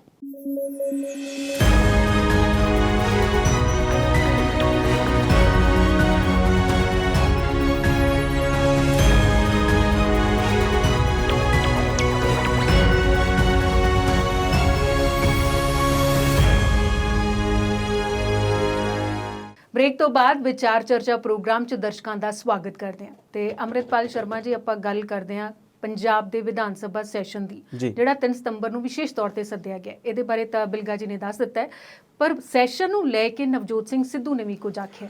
ਦੇਖੋ ਜੀ, ਇਸ ਤੋਂ ਪਹਿਲਾਂ ਮੈਂ ਤੁਹਾਨੂੰ ਇਹ ਦੱਸਾਂ ਕਿ ਸੈਸ਼ਨ ਨੂੰ ਲੈ ਕੇ ਪਾਰਟੀ ਦੇ ਪ੍ਰਧਾਨ, ਸੱਤਾਧਾਰੀ ਧਿਰ ਦੇ ਜਿਹੜੇ ਪਾਰਟੀ ਦੇ ਪ੍ਰਧਾਨ ਨਵਜੋਤ ਸਿੰਘ ਸਿੱਧੂ ਨੇ, ਉਹਨਾਂ ਨੇ ਕੀ ਕਿਹਾ। ਜੇ ਮੈਂ ਆਪਣੀ ਤੁਹਾਨੂੰ ਦੱਸਾਂ ਕਿ ਸੈਸ਼ਨ ਜਿਹੜਾ ਆ ਵਿਧਾਨ ਸਭਾ ਦਾ ਜਿਹੜਾ ਸੈਸ਼ਨ ਆ ਉਹ ਇਸ ਕਰਕੇ ਬਣਾਇਆ ਜਾਂਦਾ, ਬੇਸਿਕਲੀ ਜੇ ਉਸ ਤੋਂ ਵੀ ਪਿੱਛੇ ਆਈਏ ਤੇ ਵਿਧਾਨ ਸਭਾ ਚੁਣੀ ਇਸ ਕਰਕੇ ਜਾਂਦੀ ਹੈ ਕਿ ਇਹਨਾਂ ਦੇ ਜਿਹੜੇ 3 ਸੈਸ਼ਨ ਸਾਲ ਦੇ ਵਿੱਚ ਹੋਣ। ਇਹ ਵਿਧਾਨ ਸਭਾ ਦੇ ਵਿੱਚ ਬੈਠ ਕੇ ਐਮਐਲਏਜ਼ ਜਿਹੜੇ ਨੇ ਇਸ ਗੱਲ ਦਾ ਡਿਸਕਸ਼ਨ ਕਰਨ, ਇਸ ਗੱਲ ਦੇ ਉੱਤੇ ਮੁਤਾਲਿਆ ਕਰਨ, ਇਸ ਗੱਲ ਦੀ ਪੂਰੀ ਜਿਹੜੀ ਆ ਉੱਥੇ ਪੜਚੋਲ ਕਰਨ, ਹਾਲਾਤਾਂ ਨੂੰ, ਮੁਲਕ ਦਿਆਂ ਨੂੰ, ਸਟੇਟ ਦਿਆਂ ਨੂੰ ਸੰਭਾਲਣ, ਸਮਝਣ ਕਿ ਕਿਹੜੇ-ਕਿਹੜੇ ਕਾਨੂੰਨ ਸਾਨੂੰ ਬਣਾਉਣੇ ਚਾਹੀਦੇ ਆ ਤੇ ਕਿਹੜੇ-ਕਿਹੜੇ ਨਹੀਂ ਬਣਾਉਣੇ ਚਾਹੀਦੇ। ਜੇ ਤੁਸੀਂ ਪੋਲੀਟੀਕਲ ਸਾਇੰਸ ਅਸੀਂ ਜਦੋਂ ਪੜ੍ਹਦੇ ਆ ਉਹਦੇ 'ਚ ਕਿਤੇ ਨਹੀਂ ਲਿਖਿਆ ਗਿਆ ਕਿ ਐਮਐਲਏ ਦੀ ਇਹ ਡਿਊਟੀ ਆ ਕਿ ਉਹਨੇ ਆਪਣੇ ਹਲਕੇ 'ਚ ਉਦਘਾਟਨ ਕਰਨੇ ਆ, ਜਾਂ ਉਹਨੇ ਆਪਣੇ ਹਲਕੇ 'ਚ ਐਮਐਲਏ ਲਾਉਣੇ ਆ, ਜਾਂ ਉਹਨੇ ਆਪਣੇ ਜਾਂ ਉਹਨੇ ਐਸਐਚਓ ਲਾਉਣੇ ਆ, ਜਾਂ ਉਹਨੇ ਥਾਣਿਆਂ ਦੇ ਵਿੱਚ ਇਹ ਦੇਖਣਾ ਕਿ ਪਰਚਾ ਕਿਤੇ ਹੋਣਾ ਤੇ ਕਿਤੇ ਨਹੀਂ ਹੋਣਾ, ਜਾਂ ਉਹਦੇ ਕਿਤੇ ਚੈੱਕਾਂ ਦੇ ਉੱਤੇ ਸਾਈਨ ਹੋਣੇ ਆ। ਇਹ ਸਾਰੇ ਦਾ ਸਾਡਾ ਘਟਨਾਕ੍ਰਮ ਆ। ਇਹ ਬਾਅਦ ਵਿੱਚ ਪਾਰਟੀਆਂ ਵੱਲੋਂ ਵੋਟਾਂ ਦੀ ਗਿਣਤੀ ਮਿਣਤੀ ਨੂੰ ਸੁਧਾਰਨ ਲਈ ਜਾਂ ਬਣਾਉਣ ਲਈ ਜਾਂ ਤਰਕੀਬ ਦੇ ਵਿੱਚ ਰੱਖਣ ਲਈ ਉਲੀਕਿਆ ਗਿਆ। ਅਸਲ ਜ਼ਿੰਮੇਵਾਰੀ ਜਿਹੜੀ ਆ ਵਿਧਾਨਕਾਰ ਦੀ, ਵਿਧਾਨ ਦੇ ਉੱਤੇ ਕੰਮ ਕਰਨਾ, ਕਾਨੂੰਨ ਨਵੇਂ ਜਿਹੜੇ ਆ ਉਹ ਉਲੀਕਣੇ ਆ, ਕੰਮ ਤੇ ਉਹਨਾਂ ਦਾ ਇਹ ਆ। ਅਸੀਂ ਦੇਖਦੇ ਸੀ ਜਦੋਂ ਪਾਰਲੀਮੈਂਟ ਦਾ ਸੈਸ਼ਨ ਚੱਲਦਾ ਸੀ ਉਦੋਂ ਵੀ ਅਸੀਂ ਗੱਲ ਕੀਤੀ ਸੀ ਕਿ ਬੀਤੇ ਦੇ ਵਿੱਚ ਜਦੋਂ ਤੋਂ ਸਰਕਾਰਾਂ ਬਣਨੀਆਂ ਸ਼ੁਰੂ ਹੋਈਆਂ ਪੰਜਾਬ ਦੇ ਵਿੱਚ, ਜਦੋਂ ਪਹਿਲੀ ਲੋਕ ਸਭਾ ਬਣੀ ਆ ਤੇ ਜਿਹੜੇ ਲੋਕ ਸਭਾ ਦੇ ਸੈਸ਼ਨ ਆ ਉਹ ਡੇਢ 2 ਮਹੀਨੇ ਤੋਂ ਲੰਬੇ ਸੈਸ਼ਨ ਵੀ ਦੇਖੇ ਗਏ। ਜੀ ਭੱਤੇ ਮਿਲਦੇ ਆ ਉੱਥੇ, ਪੂਰੇ ਦਾ ਪੂਰਾ ਖਰਚਾ ਸਰਕਾਰ ਇਹਨਾਂ ਲਈ ਚੱਕਦੀ ਆ। ਇਹਨਾਂ ਦੀ ਚੋਣ ਇਸੇ ਕਰਕੇ ਕਰਾਈ ਜਾਂਦੀ ਆ ਕਿ ਪੂਰੇ ਮੁਲਕ ਨੂੰ 543 ਹਿੱਸਿਆਂ 'ਚ ਵੰਡਿਆ ਜਾਂਦਾ, ਜੀ ਪੂਰੇ ਪੰਜਾਬ ਨੂੰ 117 ਹਿੱਸਿਆਂ 'ਚ ਵੰਡਿਆ ਜਾਂਦਾ ਕਿ 117 ਬੰਦੇ ਆਪਣੇ ਆਪਣੇ ਹਲਕੇ ਦੀਆਂ ਸਮੱਸਿਆਵਾਂ ਲੈ ਕੇ ਉੱਥੇ ਪਹੁੰਚਣ, ਉੱਥੇ ਆਪਣੀਆਂ ਆਪਣੀਆਂ ਸਮੱਸਿਆਵਾਂ ਰੱਖਣ, ਉਹਨਾਂ ਦੇ ਉੱਤੇ ਸਾਰੇ ਜਿਹੜੇ ਵਿਧਾਨਕਾਰ ਨੇ ਉਹ ਇਹਨਾਂ ਦੇ ਉੱਤੇ ਚਰਚਾ ਕਰਨ, ਉਸ ਚਰਚਾ ਦੇ ਵਿੱਚੋਂ ਕੋਈ ਰਿਜ਼ਲਟ ਨਿਕਲੇ ਤੇ ਨਵੇਂ ਕਾਨੂੰਨ ਪਾਸ ਹੋਣ। ਜੀ ਇਹ ਇੱਕ ਦਿਨ ਦਾ ਸੈਸ਼ਨ ਇਹਨਾਂ ਨੇ ਰੱਖ ਲਿਆ, ਬਹੁਤ ਚੰਗੀ ਗੱਲ ਆ। ਗੁਰੂ ਸਾਹਿਬਾਨ ਦੀ ਜਿਹੜੀ ਸਿੱਖਿਆ ਆ, ਉਹਨਾਂ ਦੇ ਦਿਨ ਜਿਹੜੇ ਆ ਮਨਾਉਣੇ ਚਾਹੀਦੇ ਆ, ਉਹਨਾਂ ਨੂੰ ਸਜਦਾ ਕਰਨਾ ਚਾਹੀਦਾ, ਉਹਨਾਂ ਨੂੰ ਨਮਨ ਕਰਨਾ ਚਾਹੀਦਾ, ਉਹਨਾਂ ਦੀ ਸਿੱਖਿਆਵਾਂ ਜਿਹੜੀ ਆ ਸੇਧ ਵੀ ਆਮ ਲੋਕਾਂ ਤੱਕ ਪਹੁੰਚਣੀ ਚਾਹੀਦੀ, ਬਹੁਤ ਚੰਗੀ ਗੱਲ ਆ। ਪਰ ਇਹਨਾਂ ਨੂੰ ਹੁਣ ਕੋਈ ਇਹ ਵੀ ਤਾਂ ਗੱਲ ਪੁੱਛੇ ਵੀ ਗੁਰੂ ਸਾਹਿਬ ਨੇ ਇਹ ਤਾਂ ਨਹੀਂ ਕਿਤੇ ਕਿਹਾ ਸੀਗਾ ਕਿ ਮੌਨਸੂਨ ਸੈਸ਼ਨ ਰੱਖੋ ਹੀ ਨਾ। ਤੁਹਾਡਾ ਜਿਹੜਾ ਕਰਮ ਆ, ਤੁਹਾਡਾ ਜਿਹੜਾ ਜਿਸ ਕੰਮ ਲਈ ਤੁਸੀਂ ਬਣੇ ਹੋ, ਜਿਸ ਕੰਮ ਲਈ ਤੁਸੀਂ ਚੁਣੇ ਗਏ ਹੋ, ਮੌਨਸੂਨ ਸੈਸ਼ਨ ਕਿੱਥੇ ਆ? ਹਰਿਆਣੇ ਨੇ ਤਾਂ ਫਿਰ 2 ਦਿਨ ਦਾ ਜਾਂ 3 ਦਿਨ ਦਾ ਕਰ ਲਿਆ, ਹਾਲਾਂਕਿ ਹੋਇਆ ਉੱਥੇ ਵੀ ਰੌਲਾ ਰੱਪਾ ਹੀ ਆ, ਪਰ ਤੁਸੀਂ ਉਸ ਸੈਸ਼ਨ ਨੂੰ ਕਿਉਂ ਭੁੱਲ ਗਏ? ਬੀਤੇ ਦੇ ਵਿੱਚ ਜਨਵਰੀ ਦੇ ਵਿੱਚ ਕੇਂਦਰ ਸਰਕਾਰ ਨੇ ਉਹ ਸੈਸ਼ਨ ਜਿਹੜਾ ਘੱਟੇ ਮਿੱਟੀ ਪਾਤਾ ਸੀ ਕਰੋਨਾ ਦਾ ਨਾਂ ਲੈ ਕੇ, ਤੇ ਆ ਜਿਹੜਾ ਮੌਨਸੂਨ ਸੈਸ਼ਨ ਉਹਨਾਂ ਦਾ ਹੋਇਆ ਉਹਦੇ ਵਿੱਚ ਵੀ ਰੌਲਾ ਰੱਪਾ ਹੀ ਰਿਹਾ, ਤੇ ਇਹਨਾਂ ਨੇ ਜਮਾਂ ਹੀ ਉਹ ਰੱਦ ਕਰਤਾ। 1 ਦਿਨ ਦਾ ਵਿਸ਼ੇਸ਼ ਸੈਸ਼ਨ ਰੱਖ ਕੇ ਹੀ ਜਿਹੜੀ ਆ ਉਹ ਗੱਲ ਨੂੰ ਟਾਲ ਦਿੱਤਾ ਗਿਆ। ਤੇ ਇਸੇ ਦੇ ਉੱਤੇ ਹੀ ਨਵਜੋਤ ਸਿੰਘ ਸਿੱਧੂ ਨੇ ਕਿਹਾ ਕਿ ਇਹ ਸੈਸ਼ਨ ਜਿਹੜਾ ਆ ਘੱਟ ਤੋਂ ਘੱਟ 5 ਜਾਂ 7 ਦਿਨ ਦਾ ਹੋਣਾ ਚਾਹੀਦਾ ਸੀ, ਤੇ ਇਹਦੇ ਦੌਰਾਨ ਹੀ ਨਾਲ ਹੀ ਉਹਨਾਂ ਨੇ ਇਹ ਵੀ ਗੱਲ ਰੱਖੀ ਕਿ ਇਹਦੇ ਵਿੱਚ ਜਿਹੜੇ ਬਿਜਲੀ ਕਾਨੂੰਨ ਨੇ ਉਹਨਾਂ ਨੂੰ ਰੱਦ ਕਰਨ ਦਾ ਮਤਾ ਪਾਇਆ ਜਾਂਦਾ, ਤੇ ਉਹ ਜਿਹੜੇ ਕਾਨੂੰਨ ਆ ਉਹਨਾਂ ਨੇ ਸਾਰੀ ਦੀ ਸਾਰੀ ਗਿਣਤੀ ਵੀ ਦੱਸੀ ਵੀ ਕਿਸ ਕਿਸ ਤਰਕੀਬ ਨਾਲ ਕਿਸ ਕਿਸ ਕਾਨੂੰਨ ਦੇ ਅਧੀਨ ਜਿਹੜੇ ਆ ਉਹ ਰੱਦ ਕੀਤੇ ਜਾਣ। ਪਰ ਉਹਨਾਂ ਨੂੰ ਗੱਲ ਇਹ ਆ ਵੀ ਇਸ ਗੇਂਦ ਨੂੰ ਖੇਲਣ ਲਈ ਨਵਜੋਤ ਸਿੰਘ ਸਿੱਧੂ ਥੋੜੇ ਜਿਹਾ ਲੇਟ ਹੋ ਗਏ। ਇਸ ਤੋਂ ਪਹਿਲਾਂ ਇਸ ਬਾਲ ਦੇ ਉੱਤੇ ਜਿਹੜਾ ਚੌਕਾ ਆ ਉਹ ਕੈਪਟਨ ਸਾਹਿਬ ਮਾਰ ਚੁੱਕੇ, ਉਹਨਾਂ ਨੇ ਪ੍ਰੈਸ ਕਾਨਫਰੰਸ ਕਰਕੇ ਸਾਰੀ ਗੱਲ ਦੱਸ ਦਿੱਤੀ ਆ। ਚਿੱਠੀਆਂ ਦਫ਼ਤਰਾਂ ਦੇ ਵਿੱਚੋਂ ਉਹਨਾਂ ਨੂੰ ਕੱਢ ਦਿੱਤੀਆਂ ਉਹਨਾਂ ਪ੍ਰਾਈਵੇਟ ਕੰਪਨੀਆਂ ਨੂੰ ਜਿਨ੍ਹਾਂ ਨੇ ਉਹ ਜਿਹੜੇ ਆ ਸਮਝੌਤੇ ਕੀਤੇ ਹੋਏ ਆ, ਉਹਨਾਂ ਨੂੰ ਧਾਰਾਵਾਂ ਵੀ ਦੱਸ ਦਿੱਤੀਆਂ ਗਈਆਂ ਨੇ। ਪਰ ਇਹ ਵੀ ਗੱਲ ਸੁਣਨ ਦੇ ਵਿੱਚ ਆਈ ਹੈ ਜਾਂ ਸਾਡੇ ਆਪਣੇ ਸਮਝ 'ਚ ਵੀ ਆਉਂਦੀ ਹੈ ਕਿ ਉਹਨਾਂ ਧਿਰਾਂ ਨੇ, ਉਹ ਕਾਰਪੋਰੇਟ ਅਦਾਰਿਆਂ ਨੇ ਇੰਨੀ ਛੇਤੀ ਉਹ ਜਿਹੜੀਆਂ ਚਿੱਠੀਆਂ ਆ ਉਹ ਮੰਨਣੀਆਂ ਨਹੀਂ। ਇਹ ਗੱਲ ਫਿਰ ਰੱਟੇ ਘੱਟੇ ਦੇ ਵਿੱਚ ਹੀ ਪੈਣੀ ਆ, ਗੱਲ ਉੱਥੇ ਹੀ ਜਾਣੀ ਆ। ਉਹਨਾਂ ਨੇ ਕਾਨੂੰਨ ਤੇ ਚਲੇ ਜਾਣਾ ਹੈ, ਸਰਕਾਰ ਅਗਲੀ ਬਣ ਜਾਣੀ ਆ, ਮੁੜ ਕੇ ਕੀ ਹੁੰਦਾ ਹੈ ਕੀ ਨਹੀਂ ਹੁੰਦਾ ਹੈ ਉਹ ਬਾਅਦ ਵਿੱਚ ਦੇਖਿਆ ਜਾਵੇਗਾ। ਜੀ ਤੇ ਇਸ ਵੇਲੇ ਅਸੀਂ ਦੇਖਦੇ ਹਾਂ ਉਸ ਘਟਨਾ ਵੱਲ ਜਿਹੜੀ ਕਰਨਾਲ 'ਚ ਪਿਛਲੇ ਦਿਨੀ ਵਾਪਰੀ। ਪੁਲਿਸ ਵੱਲੋਂ ਕਿਸਾਨਾਂ ਤੇ ਲਾਠੀ ਚਾਰਜ, ਲਹੂ ਲੁਹਾਨ ਹੋਏ ਕਿਸਾਨ। ਤੇ ਉਹ ਤਾਂ ਕਹਿੰਦੇ ਅਸੀਂ ਚੁੱਪ ਕਰਕੇ ਬੈਠੇ ਸੀ ਤੇ ਲਾਠੀ ਚਾਰਜ ਕਰਕੇ ਪੁਲਿਸ ਨੂੰ ਇਹ ਹੁਕਮ ਕਿੰਨੇ ਦਿੱਤਾ, ਕਿਉਂ ਦਿੱਤਾ? ਇਹ ਤਾਂ ਰਾਜਨੀਤੀ ਦੀ ਖੇਡ ਹੈ, ਪਰ ਅਸਲ ਦੇ ਵਿੱਚ ਜਿਹੜੀ ਉਹ ਖੇਡ ਖੇਡੀ ਗਈ, ਕਿੰਨਾਂ ਵੱਲੋਂ ਖੇਡੀ ਗਈ, ਕਿਉਂ ਖੇਡੀ ਗਈ, ਸਾਰਿਆਂ ਨੂੰ ਪਤਾ ਹੈ। ਪਰ ਉਸ ਘਟਨਾਕ੍ਰਮ ਤੋਂ ਪਿੱਛੋਂ ਹੁਣ ਜਿਹੜੀ ਕਿਸਾਨ ਮਹਾਪੰਚਾਇਤ ਹੋਈ ਹੈ ਉਹਦੇ ਵਿੱਚ ਕੀ ਐਲਾਨ ਕੀਤੇ ਗਏ ਉਹਨਾਂ ਵੱਲੋਂ? ਪਰਮਿੰਦਰ, ਜਿਹੜੀ ਤੁਸੀਂ ਗੱਲ ਕਰ ਰਹੇ ਕਰਨਾਲ ਦੀ ਘਟਨਾ ਆ, ਉਹ ਕਰਨਾਲ ਦੀ ਘਟਨਾ ਜਿਹੜੀ ਆ ਉਹ ਮਤਲਬ ਵਹਿਸ਼ੀਆਨੀ ਘਟਨਾ ਮੰਨੀ ਜਾਂਦੀ ਆ। ਸਭ ਤੋਂ ਵੱਡੀ ਗੱਲ ਜਿਹੜਾ ਐਸਡੀਐਮ ਦਾ ਉੱਥੇ ਵੀਡੀਓ ਵਾਇਰਲ ਹੁੰਦਾ ਆ ਵੀ ਕਿਸਾਨਾਂ ਦੇ ਸਿਰ ਕਿੱਦਾਂ ਪਾੜੇ ਜਾਣੇ, ਕਿਸਾਨਾਂ ਨੂੰ ਮਾਰਨਾ ਕਿੱਦਾਂ, ਉਹ ਸਾਰੀ ਦੁਨੀਆ ਨੇ ਉਸ ਗੱਲ ਤੇ ਬਹੁਤ ਵੱਡਾ ਜਿਹੜਾ ਆ ਉਹ ਲਾਹਣਤਾਂ ਪਾਈਆਂ ਉਹਨਾਂ ਅਫਸਰਾਂ ਨੂੰ ਵੀ ਤੇ ਉਹਨਾਂ ਸਰਕਾਰਾਂ ਨੂੰ ਵੀ, ਜਿਹੜੇ ਇਸ ਲੋਕਾਂ ਦੀਆਂ ਇਹਨਾਂ ਕਿਸਾਨਾਂ ਦੀਆਂ ਵੋਟਾਂ ਲੈ ਕੇ ਅੱਜ ਕੁਰਸੀਆਂ ਤੇ ਬੈਠੇ ਆ ਤੇ ਕੁਰਸੀਆਂ ਤੇ ਬੈਠ ਕੇ ਜਿਹੜੇ ਇਹ ਆਰਡਰ ਚਾੜ ਰਹੇ ਆ। ਇਹ ਜਿਹੜੀ ਕਾਰਵਾਈ ਆ ਇਹ ਚਾਰੇ ਪਾਸਿਓਂ ਇਹਦੀ ਨਿੰਦਾ ਹੋਈ ਆ। ਤੇ ਜਿਹੜੀ ਕਰਨਾਲ ਦੇ ਵਿੱਚ ਮਹਾਪੰਚਾਇਤ ਅੱਜ ਹੋਈ ਆ ਤੇ ਉਹਦੇ ਵਿੱਚ ਸਭ ਨੂੰ ਵੱਧ ਜਿਹੜੀ ਗੱਲ ਤੇ ਜ਼ੋਰ ਦਿੱਤਾ ਗਿਆ ਕਿ ਉਹ ਐਸਡੀਐਮ ਜਿਹਨੇ ਕਿਸਾਨਾਂ ਦੇ ਸਿਰ ਪਾੜਨ ਦੀ ਗੱਲ ਕੀਤੀ, ਕਿਸਾਨਾਂ ਨੂੰ ਮਾਰਨ ਦੀ ਗੱਲ ਕੀਤੀ ਆ, ਔਰ ਉਹ ਆਰਡਰ ਮੰਨਦੇ ਹੋਏ ਉੱਥੇ ਦੇ ਜਿਹੜੀ ਪੁਲਿਸ ਸੀ ਲੋਕਲ ਜਿੱਦਾਂ ਬੈਠੇ ਹੋਏ ਕਹਿ ਸਕਦੇ ਆ ਕਿ ਆਪਣੀ ਗੱਲਬਾਤ ਕਰਦੇ ਹੋਏ ਕਿਸਾਨਾਂ ਤੇ, ਜਿਨ੍ਹਾਂ ਦਾ 15 ਕਿਲੋਮੀਟਰ ਉਹ ਸ਼ਹਿਰ ਤੋਂ ਜਿੱਥੇ ਮਨੋਹਰ ਲਾਲ ਖੱਟਰ ਦੀ ਮੀਟਿੰਗ ਸੀਗੀ, 15 ਕਿਲੋਮੀਟਰ ਦੂਰੀ ਤੇ ਜਿਹੜੇ ਲੋਕ ਬੈਠੇ ਸੀਗੇ ਉਹਨਾਂ ਬੈਠਿਆਂ ਨੂੰ ਢਾਹ ਕੇ ਉਹਨਾਂ ਨੂੰ ਕੁੱਟਿਆ ਗਿਆ, ਉਹਨਾਂ ਨੂੰ ਮਾਰਿਆ ਗਿਆ, ਔਰ ਖੇਤਾਂ 'ਚ ਦੜਾ ਕੇ ਇੱਕ ਬੰਦੇ ਨੂੰ 5 ਬੰਦਿਆਂ ਨੇ ਪੁਲਿਸ ਮੁਲਾਜ਼ਮਾਂ ਨੇ ਲਾਠੀਆਂ ਮਾਰੀਆਂ।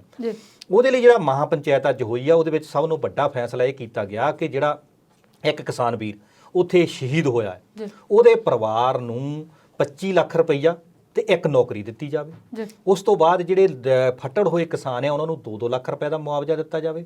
ਔਰ ਸਭ ਨੂੰ ਵੱਡੀ ਜਿਹੜੀ ਗੱਲ ਉਹ ਨਹੀਂ ਕੀਤੀ ਆ, ਉਹ ਇਹ ਗੱਲ ਕੀਤੀ ਪਰਮਿੰਦਰ ਕਿ ਜਿਹੜਾ ਐਸਡੀਐਮ ਆ ਤੇ ਜਿਹੜੇ ਸੰਬੰਧਿਤ ਸਾਰੇ ਅਧਿਕਾਰੀ ਆ ਉਹਨਾਂ ਤੇ ਕਤਲ ਦਾ ਪਰਚਾ, ਉਹਨਾਂ ਤੇ ਜਾਨੋਂ ਮਾਰਨ ਦਾ ਪਰਚਾ, ਇਹ ਸਾਰੀਆਂ ਧਾਰਾਵਾਂ ਅਧੀਨ ਪਰਚਾ ਉਹਨਾਂ ਤੇ ਕਰਕੇ ਉਹਨਾਂ ਦੇ ਖਿਲਾਫ ਕਾਰਵਾਈ ਹੋਵੇ ਤੇ ਉਹਨਾਂ ਨੂੰ ਨੌਕਰੀ ਤੋਂ ਬਰਖਾਸਤ ਕੀਤਾ ਜਾਵੇ।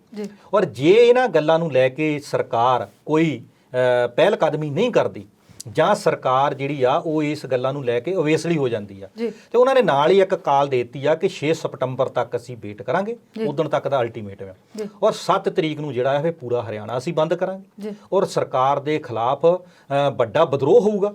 ਤੇ ਇਹ ਜਿਹੜੀ ਵਿਦਰੋਹ ਹੋਊਗਾ ਤੇ ਇਹ ਵਿਦਰੋਹ ਤੋਂ ਬਾਅਦ ਫਿਰ ਹਰਿਆਣਾ ਦੇ ਵਿੱਚ ਬੀਜੇਪੀ ਦੀ ਸਰਕਾਰ ਦਾ ਟਿਕਣਾ ਔਖਾ ਹੋ ਜਾਊਗਾ, ਜੋ ਅੱਜ ਗੁਰਨਾਮ ਸਿੰਘ ਝਡੂਨੀ ਦੇ ਅਸੀਂ ਬਿਆਨ ਸੁਣੇ ਆ। ਇਹ ਸਾਰੀ ਘਟਨਾ ਨੂੰ ਦੇਖਦੇ ਹੋਏ ਜਿਸ ਤਰ੍ਹਾਂ ਐਸਡੀਐਮ ਦੀ ਕਾਰਵਾਈ ਨੂੰ ਜਿਸ ਤਰ੍ਹਾਂ ਹਰਜਿੰਦਰ ਸਿੰਘ ਖਹਿਰਾ ਜਿਹੜਾ ਉੱਥੇ ਦਾ ਮੁੱਖ SHO ਸੀ, ਉਸ ਇਨਸਾਨ ਤੇ ਥੋੜਾ ਜਿਹਾ ਇਸ ਗੱਲੋਂ ਲੋਕਾਂ ਦਾ ਜ਼ਿਆਦਾ ਰੋਸ ਆ ਵੀ ਉਹ ਖੁਦ ਕਿਸਾਨ ਪਰਿਵਾਰ ਚੋਂ ਸੀਗਾ ਤੇ ਕਿਸਾਨ ਪਰਿਵਾਰ ਚੋਂ ਹੁੰਦੇ ਹੋਏ ਜਿੰਨਾ ਉਸ ਇਨਸਾਨ ਨੇ ਸਿਰ 'ਚ ਡਾਂਗਾ ਮਾਰੀਆਂ ਕਿਸਾਨਾਂ ਤੇ ਉਹਦੇ ਲਈ ਲੋਕਾਂ ਦਾ ਖਾਸਾ ਵਿਰੋਧ ਉੱਥੇ ਇਲਾਕੇ 'ਚ ਪਾਇਆ ਜਾਂਦਾ। ਆਪਾਂ ਦੇਖਿਆ ਕਿ ਪਿਛਲੇ ਦਿਨੀ ਕਾਫੀ ਕੱਲ੍ਹ ਦੀ ਤਰੀਕ ਦੇ ਵਿੱਚ ਉਹਦੇ ਘਰ ਦੇ ਮੂਹਰੇ ਧਰਨਾ ਲਾ ਕੇ ਲੋਕਾਂ ਨੇ ਭਾਈਚਾਰਕ ਤੌਰ ਤੇ ਉਹਦੇ ਪਰਿਵਾਰ ਦਾ ਵੀ ਬਾਈਕਾਟ ਕੀਤਾ, ਕਿਉਂਕਿ ਉਹ ਪਰਿਵਾਰ ਇਸ ਤਰ੍ਹਾਂ ਦਾ ਮੰਨਿਆ ਜਾਂਦਾ ਹੈ ਕਿ ਉਹ ਜ਼ਿਆਦਾ JJP ਜਸਵੰਤ ਚਟਾਲਾ ਦੇ ਪਾਰਟੀ ਦੇ ਨਜ਼ਦੀਕੀ ਹੈ। ਉਹਨਾਂ ਦੇ ਕਾਫੀ ਪੈਟਰੋਲ ਪੰਪ ਹੈ, ਉਹਨਾਂ ਦੀਆਂ ਗੈਸ ਏਜੰਸੀਆਂ ਜਾਂ ਉਹਨਾਂ ਦੇ ਹੋਰ ਕਾਰੋਬਾਰ ਇਦਾਂ ਦੇ ਬਹੁਤ ਨੇ। ਆਪਾਂ ਉਸ ਗੱਲ ਤੋਂ ਅੱਗੇ ਆਣ ਕੇ ਦੇਖੀਏ ਕਿ ਜਿਸ ਤਰ੍ਹਾਂ ਅੱਜ ਦੀ ਮਹਾ ਪੰਚਾਇਤ ਨੇ ਇੱਕ ਅਲਟੀਮੇਟਮ ਦੇ ਦਿੱਤਾ ਆ। ਅਲਟੀਮੇਟਮ ਤੋਂ ਬਾਅਦ ਇੱਕ ਸਭ ਨੂੰ ਵੱਡੀ ਪਰਮਿੰਦਰ ਗੱਲ ਆ ਵੀ ਜਿਹੜਾ ਮੁੱਖ ਮੰਤਰੀ ਮਨੋਹਰ ਲਾਲ ਖੱਟੜ ਦੀ ਅੱਜ ਪ੍ਰੈਸ ਕਾਨਫਰੰਸ ਹੁੰਦੀ ਆ, ਉਸ ਕਾਨਫਰੰਸ ਦੇ ਵਿੱਚ ਤੀਜੇ ਦਿਨ ਅੱਜ ਮੂੰਹ ਖੁੱਲਿਆ ਉਹਦਾ। 3 ਦਿਨ ਹੋ ਗਏ, ਇੱਕ ਪਰਿਵਾਰ ਦਾ ਬੰਦਾ ਚੱਲ ਗਿਆ, ਉਸ ਤੋਂ ਬਾਅਦ ਕਿੰਨੇ ਲੋਕ ਜਿਹੜੇ ਇਲਾਜ ਤੋਂ ਬਿਨਾਂ ਪਏ ਆ, ਫੱਟੜ ਹੋਏ ਨੇ ਤੇ ਵੱਡੇ ਜਾਮ ਜਿਹੜੇ ਹਰਿਆਣੇ ਤੇ ਲੱਗ ਰਹੇ ਆ। ਵੱਡੇ ਜਾਮਾਂ ਤੋਂ ਬਾਅਦ ਵੀ ਜੇ ਇੱਕ CM ਤੀਸਰੇ ਦਿਨ ਜਾ ਕੇ ਪ੍ਰੈਸ ਕਾਨਫਰੰਸ ਕਰਦਾ, ਉਹਦੇ ਵਿੱਚ ਵੀ ਉਹ ਕਹਿ ਸਕਦੇ ਆ ਕਿ ਮਿਹਣੋ ਮਿਹਣੀ ਹੋਇਆ। ਉਹਨੇ ਸਾਰਾ ਜਿਹੜਾ ਭਾਂਡਾ ਆ ਉਹ ਕੈਪਟਨ ਅਮਰਿੰਦਰ ਸਿੰਘ ਦੀ ਕਾਂਗਰਸ ਦੀ ਪਾਰਟੀ ਤੇ ਕਾਂਗਰਸ ਸਰਕਾਰ ਤੇ ਭੰਨ ਦਿੱਤਾ ਵੀ ਜਿਹੜਾ ਵੀ ਹਰਿਆਣੇ ਦੇ ਵਿੱਚ ਜੋ ਕੁਝ ਵੀ ਹੋ ਰਿਹਾ ਆ ਉਹ ਸਾਰਾ ਕੁਝ ਉਹ ਕਿਸਾਨ ਜਥੇਬੰਦੀਆਂ ਪੰਜਾਬ ਦੀਆਂ ਤੇ ਕੈਪਟਨ ਅਮਰਿੰਦਰ ਸਿੰਘ ਰਲ ਕੇ ਕਰਾ ਰਹੇ ਆ। ਕਿਉਂਕਿ ਇਸ ਅੰਦੋਲਨ ਦੇ ਵਿੱਚ ਉਹਦਾ ਕਹਿਣਾ ਆ ਵੀ ਜਥੇਬੰਦੀਆਂ ਕੈਪਟਨ ਅਮਰਿੰਦਰ ਸਿੰਘ ਦੇ ਕਹੇ ਤੇ ਹਰਿਆਣਾ ਦਾ ਮਾਹੌਲ ਖਰਾਬ ਕਰਕੇ ਇਹ ਸਾਰੇ ਜਿਹੜੇ ਘਟਨਾਕ੍ਰਮ ਲਈ ਉਹੀ ਜ਼ਿੰਮੇਵਾਰ ਆ। ਇਦੋਂ ਮਾੜਾ ਬਿਆਨ ਮੇਰਾ ਖਿਆਲ ਆ ਕਿਸੇ CM ਦਾ ਹੋ ਨਹੀਂ ਸਕਦਾ। ਇੱਕ ਵਾਰੀ ਵੀ ਅਜੇ ਤੱਕ ਉਸ ਬੰਦੇ ਨੇ ਨਹੀਂ ਕਿਹਾ ਵੀ ਉਸ SDM ਨੂੰ ਜਿਹੜਾ ਆ ਸਸਪੈਂਡ ਕੀਤਾ ਜਾਊਗਾ, ਬਰਖਾਸਤ ਕੀਤਾ ਜਾਊਗਾ। ਇੱਕੋ ਗੱਲ ਕਹਿ ਕੇ ਪੱਲਾ ਝਾੜ ਲਿਆ ਵੀ ਜਿਹੜੀ ਉਹਨੇ ਸ਼ਬਦ ਜਿਹੜੇ ਵਰਤੇ ਆ ਉਹ ਸਹੀ ਨਹੀਂ ਸੀਗੇ, ਸ਼ਬਦ ਚੋਣਾਂ ਜੋ ਵਧੀਆ ਕਰ ਸਕਦਾ ਸੀ, ਪਰ ਜਿਹੜੀ ਕਾਰਵਾਈ ਕੀਤੀ ਆ ਉਹ ਕਾਰਵਾਈ ਗਲਤ ਨਹੀਂ ਕੀਤੀ। ਜੀ ਤੇ ਸ਼ਰਮਾ ਜੀ, ਮੁੱਖ ਮੰਤਰੀ ਹਰਿਆਣਾ ਦੇ ਜਿਹੜੇ ਖੱਟੜ ਸਾਹਿਬ ਉਹਨਾਂ ਨੇ ਬਿਆਨ ਜਾਰੀ ਕੀਤਾ, ਜਿੱਦਾਂ ਕਿ ਬਿਲਗਾ ਜੀ ਨੇ ਦੱਸ ਦਿੱਤਾ। ਉਹਨਾਂ ਦੇ ਬਿਆਨ ਆਉਣ ਤੋਂ ਬਾਅਦ ਪੰਜਾਬ ਦੇ ਸਿਆਸਤਦਾਨਾਂ ਨੇ ਵੀ ਮੋੜਵੇਂ ਜਵਾਬ ਦਿੱਤੇ ਨੇ। ਕਿਹੜੇ ਸਿਆਸਤਦਾਨ ਨੇ ਕੀ ਕੁਝ ਕਿਹਾ? ਪਰਮਿੰਦਰ ਜੀ ਦੇਖੋ, ਜਿਹੜੀ ਸਿਆਸਤ ਆ ਉਹ ਇੰਨੀ ਗੰਦਲੀ ਹੋ ਚੁੱਕੀ ਆ ਕਿ ਲੋਕਾਂ ਦਾ ਵਿਰੋਧ ਜਿਹੜਾ ਆ ਉਹ ਬਿਲਕੁਲ ਵੀ ਝੱਲ ਨਹੀਂ ਪਾ ਰਹੀ। ਗੰਦਲੀ ਦੀ ਜਗ੍ਹਾ ਆਪਾਂ ਇਦਾਂ ਕਹਿ ਸਕਦੇ ਹਾਂ ਕਿ ਇੰਨੀ ਕਮਜ਼ੋਰ ਹੋ ਚੁੱਕੀ ਹੈ ਜਿਹੜੀ, ਜੇ ਤੁਸੀਂ ਕਹੋ ਕਿ ਹਰਿਆਣੇ ਦੇ ਮੁੱਖ ਮੰਤਰੀ ਨੂੰ ਇਹ ਗੱਲ ਸਮਝ ਨਹੀਂ ਹੈਗੀ ਕਿ ਜਿਹੜਾ ਮੇਰਾ ਵਿਰੋਧ ਹੋ ਰਿਹਾ ਉਹ ਕਿਉਂ ਹੋ ਰਿਹਾ, ਜਾਂ ਇਹ ਗੱਲ ਉਹਨਾਂ ਨੂੰ ਪਤਾ ਨਹੀਂ ਹੈ ਕਿ ਇਹ ਜਿਹੜਾ ਮੇਰਾ ਵਿਰੋਧ ਆ ਉਹ ਕੈਪਟਨ ਅਮਰਿੰਦਰ ਸਿੰਘ ਕਰਾ ਰਿਹਾ, ਇਦਾਂ ਦੀ ਕੋਈ ਗੱਲ ਨਹੀਂ ਆ। ਉਹ ਸਾਡੇ ਨਾਲੋਂ ਜ਼ਿਆਦਾ ਸੂਝਵਾਨ ਆ, ਸਿਆਣੇ ਆ, ਸਾਰੀਆਂ ਗੱਲਾਂ ਸਮਝਦੇ ਨੇ। ਪਰ ਹਾਂ, ਉਹ ਸੱਚ ਬੋਲਣ ਨੂੰ ਜਿਹੜੀ ਤਰਜੀਹ ਨਹੀਂ ਦਿੰਦੇ ਤੇ ਉਹ ਬੋਲ ਸਕਦੇ ਨਹੀਂ, ਕਿਉਂਕਿ ਉਹ ਪਾਰਟੀ ਲਾਈਨ ਦੇ ਉੱਤੇ ਹੀ ਰਹਿਣਾ ਪੈਂਦਾ। ਇਸੇ ਕਰਕੇ ਫਿਰ ਜਦੋਂ ਉਹ ਆਫ ਦੀ ਰਿਕਾਰਡ ਗੱਲਾਂ ਕਰਦੇ ਨੇ, ਫਿਰ ਜਦੋਂ ਬਿਲਗਾ ਸਿੰਘ ਵਰਗੇ ਬੰਦਿਆਂ ਨਾਲ ਉਹਨਾਂ ਦੀ ਗੱਲਬਾਤ ਹੁੰਦੀ ਹੈ ਤੇ ਫਿਰ ਉਹ ਕੁਝ ਹੋਰ ਬੋਲਦੇ ਨੇ, ਪਰ ਜਦੋਂ ਕੈਮਰੇ ਦੇ ਸਾਹਮਣੇ ਆਉਂਦੇ ਨੇ ਫਿਰ ਉਹ ਕੁਝ ਹੋਰ ਗੱਲਾਂ ਕਰਦੇ ਨੇ। ਤੁਸੀਂ ਪੰਜਾਬ ਦੀ ਗੱਲ ਕੀਤੀ, ਪੰਜਾਬ ਤੋਂ ਰਾਜਕੁਮਾਰ ਵੇਰਕਾ MLA ਸਾਹਿਬ ਨੇ ਵੀ ਉਹਨਾਂ ਨੂੰ ਦੱਸਿਆ ਕਿ ਜਿਹੜਾ ਲੱਡੂ ਆ, ਜੇ ਤੁਹਾਨੂੰ ਕਿਸਾਨ ਆਗੂਆਂ ਦਾ ਕੈਪਟਨ ਨੂੰ ਖਵਾਇਆ ਹੋਇਆ ਲੱਡੂ ਤੁਹਾਨੂੰ ਉਹਨਾਂ ਦੀ ਸਾਂਝ ਲੱਗਦੀ ਹੈ, ਤਾਂ ਉਹਨਾਂ ਨੇ ਕਿਹਾ ਕਿ ਸਾਰਾ ਪੰਜਾਬ ਤੁਹਾਡੇ ਨਾਲ ਉਹ ਸਾਂਝ ਪਾਉਣ ਲਈ ਤਿਆਰ ਆ, ਬਸ਼ਰਤੇ ਆ ਕਿ ਤੁਸੀਂ ਉਹ 3 ਕਾਨੂੰਨ ਰੱਦ ਕਰ ਦਿਓ। ਤੁਹਾਨੂੰ ਜਿੰਨੇ ਤੁਸੀਂ ਕਹੋਗੇ ਲੱਡੂ, ਜਿਹੜਾ ਕਹੋਗੇ ਉਹ ਜਾ ਕੇ ਖਵਾਇਆਊਗਾ। ਕੈਪਟਨ ਸਾਹਿਬ ਵੀ ਜਾਣਗੇ, ਬਿਲਕੁਲ, ਉਹਨਾਂ ਨੇ ਕਿਹਾ ਕਿ ਕੈਪਟਨ ਸਾਹਿਬ ਵੀ ਜਾਣਗੇ ਤੇ ਇਹਦੇ ਵਿੱਚ ਕੋਈ ਵੱਡੀ ਗੱਲ ਨਹੀਂ। ਕੈਪਟਨ ਸਾਹਿਬ ਮੇਰਾ ਖਿਆਲ ਹੈ ਪਿਛਲੇ 9 ਮਹੀਨਿਆਂ ਦੇ ਵਿੱਚ 9-10 ਵਾਰ ਅਪੀਲ ਕਰ ਚੁੱਕੇ ਨੇ। ਸਾਡਾ ਕਿਸੇ ਵੀ ਬੰਦੇ ਨੂੰ ਠੀਕ ਜਾਂ ਗਲਤ ਕਹਿਣ ਦਾ ਮਕਸਦ ਨਹੀਂ ਹੈਗਾ। ਗੱਲ ਇਹ ਆ ਵੀ ਜਿਹੜੀ ਉਹ ਗੱਲ ਕਰ ਰਹੇ ਨੇ ਉਹਦਾ ਵਿਰੋਧ ਹੋਰ ਬਹੁਤ ਲੋਕਾਂ ਨੇ ਕੀਤਾ। ਪੰਜਾਬ ਤੋਂ ਆਮ ਆਦਮੀ ਪਾਰਟੀ ਦੇ ਲੀਡਰਾਂ ਨੇ ਵੀ ਕੁਝ ਇਹੋ ਜਿਹੇ ਬਿਆਨ ਦਿੱਤੇ ਨੇ ਤੇ ਉਹਨਾਂ ਦੀ ਆਪਣੀ ਪਾਰਟੀ ਦੇ ਵਿੱਚ ਜਲੰਧਰ ਤੋਂ ਮਨੋਰੰਜਨ ਕਾਲੀਆ ਜਿਹੜੇ ਬੀਤੇ ਦੇ ਵਿੱਚ ਕਾਫੀ ਵਾਰ MLA ਰਹੇ, ਮਿਨਿਸਟਰ ਵੀ ਰਹੇ, ਉਹਨਾਂ ਨੇ ਵੀ ਇਹ ਗੱਲ ਕਹੀ ਆ ਕਿ ਜਿਹੜੀ ਹਰਿਆਣਾ ਦੇ CM ਗੱਲ ਕਰ ਰਹੇ ਨੇ ਉਹ ਜਿਹੜੀ ਆ ਉਹ ਠੀਕ ਨਹੀਂ ਹੈਗੀ। ਸੋ ਸਿਆਸਤ ਜਿਹੜੀ ਆ ਉਹ ਸਿਰਫ ਔਰ ਸਿਰਫ ਆਪਣਾ ਵਿਰੋਧ ਝੱਲਣ ਦੀ ਤਾਕਤ 'ਚ ਨਹੀਂ ਹੈ, ਹੋਰ ਬਾਕੀ ਗੱਲ ਕੋਈ ਨਹੀਂ। ਬਾਕੀ ਗੱਲਾਂ ਤਾਂ ਹੋਰ ਵੀ ਬਹੁਤ ਸਾਰੀਆਂ ਨੇ ਇਸ ਪ੍ਰੋਗਰਾਮ 'ਚ ਵਿਚਾਰਨ ਲਈ, ਪਰ ਇਸ ਵੇਲੇ ਬ੍ਰੇਕ ਦਾ ਵੇਲਾ ਹੈ। ਸੋ ਪੰਜਾਬੀ ਨੈਸ਼ਨਲ TV ਦੇ ਦਰਸ਼ਕ ਇਸੇ ਤਰ੍ਹਾਂ ਜੁੜੇ ਰਹਿਣ। ਮਿਲਦੇ ਹਾਂ ਬ੍ਰੇਕ ਤੋਂ ਬਾਅਦ।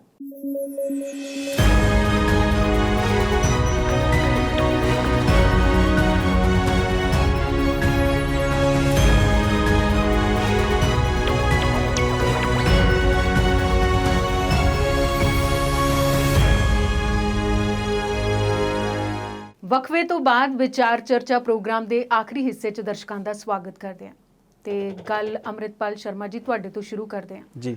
ਬੈਂਕਿੰਗ ਸੈਕਟਰ ਦੀ ਗੱਲ ਤਾਂ ਆਪਾਂ ਕਰਨੀ ਹੈ, ਪਰ ਉਸ ਤੋਂ ਪਹਿਲਾਂ BH ਸੀਰੀਜ਼ ਦੀ ਚਰਚਾ ਬੜੀ ਹੋ ਰਹੀ ਹੈ। BH ਸੀਰੀਜ਼ ਹੈ ਕੀ ਤੇ ਇਹਦੀ ਲੋੜ ਕਿਉਂ ਪੈ ਰਹੀ ਹੈ ਇਸ ਵੇਲੇ ਹਿੰਦੁਸਤਾਨ ਦੇ ਵਿੱਚ? ਦੇਖੋ ਜੀ, ਜਿਹੜੀ BH ਸੀਰੀਜ਼ ਆ, ਜੇ ਉਹ ਕਹੀਏ ਕਿ ਉਹ ਕਿਸ ਚੀਜ਼ ਦੀ ਸੀਰੀਜ਼ ਆ, ਤੇ ਜਦੋਂ ਅਸੀਂ ਕੋਈ ਕਾਰ, ਕੋਈ ਸਕੂਟਰ, ਕੋਈ ਮੋਟਰਸਾਈਕਲ ਜਾਂ ਕੋਈ ਗੱਡੀ ਖਰੀਦਦੇ ਹਾਂ, ਚਾਹੇ ਉਹ ਵੱਡੀ ਕਮਰਸ਼ੀਅਲ ਹੋਵੇ, ਤੇ ਉਹਨੂੰ ਅਸੀਂ ਇੱਕ ਰਜਿਸਟ੍ਰੇਸ਼ਨ ਕਰਾਉਂਦੇ ਹਾਂ। ਐਜ਼ ਫਾਰ ਐਜ਼ ਹੁਣ ਤੱਕ ਐਜ਼ ਆਫ ਨਾਓ ਜਿਹੜਾ ਰੂਲ ਚੱਲਦਾ ਹਿੰਦੁਸਤਾਨ 'ਚ, ਉਹ ਹਰ ਸਟੇਟ ਦੀ ਇੱਕ ਰਜਿਸਟ੍ਰੇਸ਼ਨ ਸੀਰੀਜ਼ ਚੱਲਦੀ ਹੈ। ਅਸੀਂ ਜਾਣਦੇ ਹਾਂ ਕਿ ਜਦੋਂ ਅਸੀਂ ਇੱਥੋਂ ਨਿਕਲਦੇ ਆ ਪੰਜਾਬ ਦੇ ਵਿੱਚੋਂ, ਤੇ ਜਿੱਦਾਂ ਸਾਡੀ ਗੱਡੀ ਦੇ ਮੂਹਰੇ ਪੀਵੀ ਆ ਤਾਂ ਫਿਰ ਤੇ ਪੁਲਿਸ ਘੱਟ ਰੋਕਦੀ ਆ। ਜੇ ਉਹ ਕਿਤੇ CH HR ਜਾਂ HP ਹੋਵੇ ਤਾਂ ਪੁਲਿਸ ਵਾਲੇ ਉਹਨੂੰ ਫੜ ਲੈਂਦੇ ਨੇ, ਕਿਉਂਕਿ ਫਿਰ ਪਤਾ ਲੱਗ ਜਾਂਦਾ ਕਿ ਜਿਹੜੀ ਗੱਡੀ ਆ ਆਊਟ ਆਫ ਸਟੇਟ ਆ, ਤੇ ਫਿਰ ਉਹਨੂੰ ਛੇਤੀ ਰੋਕ ਕੇ ਉਤੋਂ ਜਿਹੜਾ ਲਾਹਾ ਲਿਆ ਜਾਂਦਾ, ਉਹਦੇ ਕਾਗਜ਼ ਪੱਤਰ ਸੋਹਣੇ ਤਰੀਕੇ ਨਾਲ ਚੈੱਕ ਕੀਤੇ ਜਾਂਦੇ ਆ। ਤੇ ਇਸ ਨਿਯਮ ਨੂੰ, ਇਹਦੇ ਵਿੱਚ ਇੱਕ ਹੋਰ ਪ੍ਰੋਬਲਮ ਵੀ ਆ ਕਿ ਜੇ ਅਸੀਂ ਕੋਈ ਪੰਜਾਬ 'ਚ ਰਹਿ ਰਹੇ ਹਾਂ ਤੇ ਇਸੇ ਕਾਰ ਨੂੰ ਅਸੀਂ ਚੰਡੀਗੜ੍ਹ ਜਾਂ ਹਰਿਆਣਾ ਜਾਂ ਹਿਮਾਚਲ 'ਚ ਰਹਿੰਦੇ ਕਿਸੇ ਬੰਦੇ ਨੂੰ ਵੇਚ ਦਿੰਦੇ ਆ, ਤੇ ਉੱਥੇ ਜਾ ਕੇ ਉਹਦੀ ਜਿਹੜੀ ਆ ਟਰਾਂਸਫਰ ਲੈਣੀ ਪੈਂਦੀ ਆ ਉਸ ਰਜਿਸਟ੍ਰੇਸ਼ਨ ਅਫਸਰ ਕੋਲੋਂ, ਉਸ ਡਿਪਾਰਟਮੈਂਟ ਤੋਂ ਦੁਬਾਰਾ ਉਸ ਸਟੇਟ ਦੇ ਤੋਂ ਉਹਦੀ ਰੀ ਰਜਿਸਟ੍ਰੇਸ਼ਨ ਹੁੰਦੀ ਆ, ਸਾਰੇ ਟੈਕਸ ਜਿਹੜੇ ਆ ਦੁਬਾਰਾ ਦੇਣੇ ਪੈਂਦੇ ਆ। ਸਾਡੇ ਲਈ ਤੇ ਜਾਂ ਜਿਹੜੇ ਬੰਦੇ ਇੱਕ ਹੀ ਸਟੇਟ 'ਚ ਰਹਿੰਦੇ ਉਹਨਾਂ ਲਈ ਤੇ ਇਹ ਗੱਲ ਠੀਕ ਆ, ਪਰ ਬਹੁਤ ਸਾਰੇ ਲੋਕ ਅਜਿਹੇ ਨੇ ਜਿਹੜੇ ਸੈਂਟਰਲ ਗਵਰਨਮੈਂਟ ਦੇ ਮੁਲਾਜ਼ਮ ਨੇ, ਜਿਹੜੇ ਡਿਫੈਂਸ ਸਰਵਿਸ ਨਾਲ ਜੁੜੇ ਹੋਏ ਨੇ, ਜਾਂ ਅਜਿਹੀਆਂ ਕੰਪਨੀਆਂ ਨੇ ਜਿਨ੍ਹਾਂ ਦੇ ਦਫ਼ਤਰ 3-3 4-4 ਸਟੇਟਾਂ 'ਚ ਨੇ, ਜਾਂ ਪੂਰੇ ਮੁਲਕ ਦੇ ਵਿੱਚ ਵੀ ਨੇ, ਵੱਡੇ ਕਾਰਪੋਰੇਟ ਅਦਾਰੇ ਨੇ।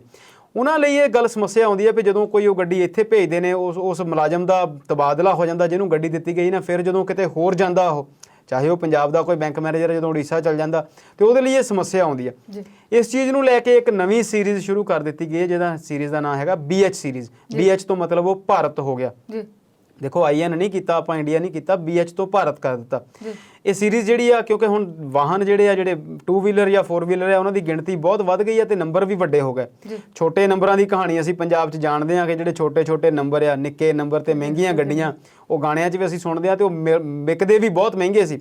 ਪਰ ਇਹ ਸੀਰੀਜ਼ ਜਿਹੜੀ ਆ ਉਹ ਕਾਫੀ ਲੰਬੀ ਆ। ਇਹਦੇ ਪਹਿਲੇ 2 ਅੱਖਰ ਜਿਹੜੇ ਆ ਉਹ YY ਜਾਣੀ ਕਿ ਈਅਰ ਆਫ ਰਜਿਸਟ੍ਰੇਸ਼ਨ ਨੂੰ ਰਿਪਰੈਜ਼ੈਂਟ ਕਰਨਗੇ। ਉਸ ਤੋਂ ਬਾਅਦ 2 ਅੱਖਰ ਜਿਹੜੇ ਨੇ ਉਹ ਅੰਗਰੇਜ਼ੀ ਦੇ 2 ਅੱਖਰ ਹੋਣਗੇ, B ਤੇ H। ਉਸ ਤੋਂ ਬਾਅਦ ਫਿਰ 4 ਅੱਖਰ ਹੋਣਗੇ, ਉਹ ਡਿਜਿਟ ਜਿਹੜੇ ਆ 4 ਅੱਖਰ, 1 2 3 4 ਤੋਂ ਲੈ ਕੇ 0 ਤੋਂ ਲੈ ਕੇ 9 ਤੱਕ, ਕੋਈ ਵੀ 4 ਅੱਖਰ। ਪਹਿਲਾਂ 2 ਅੱਖਰ ਸਾਲ ਦੇ, ਫਿਰ 2 ਅੱਖਰ BH, ਫਿਰ 4 ਅੱਖਰ ਹੋ ਗਏ ਹਿੰਸੇ ਜਿਹੜੇ ਨੇ, 8 ਅੱਖਰ ਹੋ ਗਏ। ਉਸ ਤੋਂ ਬਾਅਦ 'ਚ ਐਂਡ 'ਚ 2 ਅੰਗਰੇਜ਼ੀ ਦੇ ਹੋਰ ਅੱਖਰ ਜੋੜੇ ਜਾਣਗੇ ਤਾਂ ਕਿ ਉਹ ਸੀਰੀਜ਼ ਜਿਹੜੀ ਆ ਲੰਬੀ ਹੋ ਜਾਏ ਤੇ ਇੰਨੀ ਜਲਦੀ ਖਤਮ ਨਾ ਹੋਵੇ। ਸੋ ਇਹ ਕੁੱਲ ਮਿਲਾ ਕੇ 10 ਅੱਖਰਾਂ ਦੀ ਸੀਰੀਜ਼ ਹੋਵੇਗੀ। ਇਹਦਾ ਫਾਇਦਾ ਸਿਰਫ ਉਹਨਾਂ ਲੋਕਾਂ ਨੂੰ ਹੋਵੇਗਾ, ਜਿੱਦਾਂ ਮੈਂ ਪਹਿਲਾਂ ਦੱਸਿਆ, ਕਿ ਚਾਹੇ ਉਹ ਡਿਫੈਂਸ ਪਰਸਨਲਸ ਨੇ, ਚਾਹੇ ਉਹ ਸੈਂਟਰ ਗਵਰਨਮੈਂਟ ਦੇ ਮੁਲਾਜ਼ਮ ਨੇ, ਤੇ ਜਾਂ ਫਿਰ ਉਹ ਉਹਨਾਂ ਕਾਰਪੋਰੇਟ ਅਦਾਰਿਆਂ ਦੇ ਲੋਕ ਨੇ ਜਿਨ੍ਹਾਂ ਦੇ ਦਫ਼ਤਰ ਜਿਹੜੇ ਨੇ 4 ਜਾਂ 4 ਤੋਂ ਵੱਧ ਸਟੇਟਾਂ 'ਚ ਨੇ। ਤੁਸੀਂ BH ਸੀਰੀਜ਼ ਲੈਣੀ ਹੈ ਜਾਂ ਆਪਣੇ ਸਟੇਟ ਦੀ ਰਜਿਸਟ੍ਰੇਸ਼ਨ ਲੈਣੀ ਹੈ, ਤੁਹਾਡੀ ਨਿਰੋਲ ਮਰਜ਼ੀ ਤੇ ਹੋਵੇਗਾ। ਫਾਇਦਾ ਇਹ ਰਹੇਗਾ ਇਹਦਾ ਕਿ ਜੇ ਮੁੜ ਕੇ ਤੁਸੀਂ ਕਿਸੇ ਹੋਰ ਸਟੇਟ 'ਚ ਰਹਿਣ ਜਾਂਦੇ ਆ ਜਾਂ ਨਹੀਂ ਜਾਂਦੇ, ਤਾਂ ਉਹਦੇ ਵਿੱਚ ਤੁਹਾਨੂੰ ਇਹਦੇ 'ਚ ਥੋੜ੍ਹੀ ਜਿਹੀ ਸਹੂਲਤ ਮਿਲੇਗੀ। ਪਰ ਇੱਕ ਗੱਲ ਇਹ ਵੀ ਆ ਕਿ ਇਹ ਗੱਡੀ ਦੀ ਜਿਹੜੀ ਰਜਿਸਟ੍ਰੇਸ਼ਨ ਫੀਸ ਆ, ਫਿਰ ਇਹ ਸੈਂਟਰ ਸਰਕਾਰ ਨੂੰ ਮਿਲਣੀ ਆ, ਕਿਸੇ ਵੀ ਸਟੇਟ ਨੂੰ ਨਹੀਂ ਮਿਲਣੀ। ਤੇ ਦੇਖੋ, ਇਹ ਪਾਲਿਸੀ ਦੇਖਣ ਨੂੰ ਚੰਗੀ ਲੱਗਦੀ ਆ, ਬਾਅਦ ਵਿੱਚ ਇਹਦੇ 'ਚ ਕੁਝ ਹੋਰ ਕਮੀਆਂ ਵੀ ਨਿਕਲ ਕੇ ਆਉਣਗੀਆਂ। ਸਟੇਟ ਸਰਕਾਰਾਂ ਉਹਨਾਂ ਗੱਡੀਆਂ ਲਈ ਫਿਰ ਟੈਕਸ ਕਿਵੇਂ ਲੈਣਗੀਆਂ, ਮੁੜ ਕੇ ਉਹ ਕਿੱਥੇ ਹੋਵੇਗਾ, ਕਿੱਦਾਂ ਚੱਲੇਗਾ, ਉਹ ਇੱਕ ਆਉਣ ਵਾਲੇ ਸਮੇਂ ਦੀ ਗੱਲ ਆ। ਸਰਕਾਰ ਦੀਆਂ ਪਾਲਿਸੀਆਂ ਦੇ ਵਿੱਚ ਅਸੀਂ ਵਾਹਨਾਂ ਦੇ ਉੱਤੇ ਜਾਂ ਟਰਾਂਸਪੋਰਟ ਦੇ ਵਿੱਚ ਹੀ ਦੇਖੀਏ ਤਾਂ ਬੀਤੇ ਦਿਨਾਂ 'ਚ ਕਬਾੜ ਨੀਤੀ ਦੀ ਗੱਲ ਕੀਤੀ ਸੀ। ਇਹ ਇੱਕ ਨਵੀਂ BH ਸੀਰੀਜ਼ ਆ, ਇਹਦੇ 'ਚੋਂ ਕਦੋਂ ਜਾਰੀ ਹੁੰਦੀ ਆ ਕਦੋਂ ਨਹੀਂ, ਪਰ ਹਾਲ ਦੀ ਘੜੀ ਇਹਦਾ ਘੋਸ਼ਣਾ ਜਿਹੜੀ ਆ ਉਹ ਜ਼ਰੂਰ ਹੋ ਗਈ। ਤੇ ਇਸ ਵੇਲੇ ਬਿਲਕੁਲ ਜੀ ਇੱਕ ਬੈਂਕਿੰਗ ਯੋਜਨਾਵਾਂ ਨੂੰ ਲੈ ਕੇ ਕੁਝ ਵਿਸਥਾਰ ਦੀ ਗੱਲ ਹੋ ਰਹੀ ਹੈ, ਕਿਹੜਾ ਵਿਸਥਾਰ ਦੇਣ ਜਾ ਰਹੇ ਹੋ? ਬੈਂਕਿੰਗ ਦੀ ਗੱਲ ਆਪਾਂ ਕਰਦੇ, ਇਸ ਤੋਂ ਪਹਿਲਾਂ ਸ਼ਰਮਾ ਜੀ ਦੀ ਗੱਲ ਦੇ ਨਾਲ ਜੋੜ ਲਈ ਕਿ ਵਿਪਿੰਦਰ, ਜਿਹੜੀ ਤੁਸੀਂ ਇਹ ਆਵਾਜਾਈ ਮੰਤਰਾਲਾ, ਨਿਤਨ ਗਡਕਰੀ ਜਿਹੜੇ ਭਾਰਤ ਸਰਕਾਰ ਦੇ ਇਹਦੇ ਕੈਬਨਿਟ ਮੰਤਰੀ ਨੇ, ਬਾਕੀ BJP ਦੇ ਜਿੱਦੇ ਵੀ ਕੋਈ ਪਾਲਿਸੀਆਂ ਹੁੰਦੀਆਂ ਜਾਂ ਇਹਨਾਂ ਦੇ ਮੰਤਰੀਆਂ ਦੇ ਕੰਮ, ਜਾਂ ਇਹਨਾਂ ਦੇ ਕਈ ਮੰਤਰੀ ਇਦਾਂ ਦੇ ਆ ਜਿਨ੍ਹਾਂ ਦੇ ਮੂੰਹ ਕੰਨਾਂ ਤੱਕ ਪਾਟੇ, ਆਪਾਂ ਉਹਨਾਂ ਦੀਆਂ ਵੀ ਸਾਰੇ ਆਲੋਚਨਾ ਕਰਦੇ ਆ। ਪਰ ਨਿਤਨ ਗਡਕਰੀ ਦਾ ਕੰਮ ਜਿਹੜਾ ਆ ਪਿਛਲੇ ਲੰਬੇ ਸਮੇਂ ਤੋਂ, ਪਹਿਲੀ ਸਰਕਾਰ ਵਿੱਚ ਵੀ ਤਾਂ ਹੁਣ ਵੀ, ਉਹ ਇਸ ਕਰਕੇ ਸਰਾਹਿਆ ਜਾਂਦਾ ਆ ਕਿ ਉਹ ਆਪਣੇ ਡਿਪਾਰਟਮੈਂਟ ਦੇ ਵਿੱਚ ਬਹੁਤ ਹੀ ਤਵੱਜੋ ਦੇ ਕੇ ਕੰਮ ਕਰਵਾਉਂਦੇ ਆ। ਜਿਹੜੀ ਸੀਰੀਜ਼ ਸ਼ੁਰੂ ਹੋਈ ਆ ਉਹਦਾ ਸਭ ਨੂੰ ਵੱਡਾ ਫਾਇਦਾ ਤਾਂ ਇੱਕ ਵੀ ਇਹ ਜਿਹੜਾ NOC ਲੈਣੀ ਪੈਂਦੀ ਸੀ, ਜਦੋਂ ਦਿੱਲੀ ਤੋਂ ਗੱਡੀ ਖਰੀਦ ਕੇ ਲਿਆਂਦੀ ਜਾਂ ਕੋਈ ਦਿੱਲੀ ਵਾਲਾ ਪੰਜਾਬ ਤੋਂ, ਉਹ NOC ਲੈਣੀ ਪੈਂਦੀ ਸੀਗੀ। ਬਹੁਤ ਵੱਡਾ ਇਹਦੇ ਵਿੱਚ ਕਾਗਜ਼ੀ ਪੱਤਰੀ ਝਮੇਲਾ ਸੀਗਾ। ਇਸੇ ਕਰਕੇ ਮਤਲਬ ਜੇ ਹਰਿਆਣੇ ਦੀ ਗੱਡੀ ਪੰਜਾਬ ਦੇ ਵਿੱਚ ਬਹੁਤ ਘੱਟ ਰੇਟ ਤੇ ਮਿਲ ਜਾਂਦੀ ਸੀਗੀ, ਜਾਂ ਦਿੱਲੀ ਦੀ ਬਹੁਤ ਘੱਟ ਰੇਟ ਤੇ ਮਿਲ ਜਾਂਦੀ ਸੀਗੀ, ਵੀ ਨੰਬਰਾਂ ਦਾ ਜਿਹੜਾ ਬਦਲਾਅ ਸੀ ਉਹਦੇ ਵਿੱਚ ਝਮੇਲਾ ਬੜਾ ਸੀ। ਉਹ ਝਮੇਲਾ ਸਾਰਾ ਖਤਮ ਕਰ ਦਿੱਤਾ ਗਿਆ। ਇਹ ਸਾਰੇ ਇੰਡੀਆ ਦਾ, ਸਾਰੇ ਭਾਰਤ ਦਾ ਇੱਕੋ ਹੀ ਨੰਬਰ ਹੋਊਗਾ। ਤੇ ਦੂਸਰੀ ਸਭ ਨੂੰ ਵੱਡੀ ਗੱਲ ਆ ਵੀ ਜਿਹੜਾ ਸੇਲ ਪਰਚੇਜ, ਜਿਹੜੇ ਲੋਕ ਸੇਲ ਪਰਚੇਜ ਦਾ ਕੰਮ ਕਰਦੇ, ਉਹਨਾਂ ਲਈ ਇਹ ਜਿਹੜਾ ਉਹਦਾ ਬਹੁਤ ਫਾਇਦਾ ਹੋ ਗਿਆ।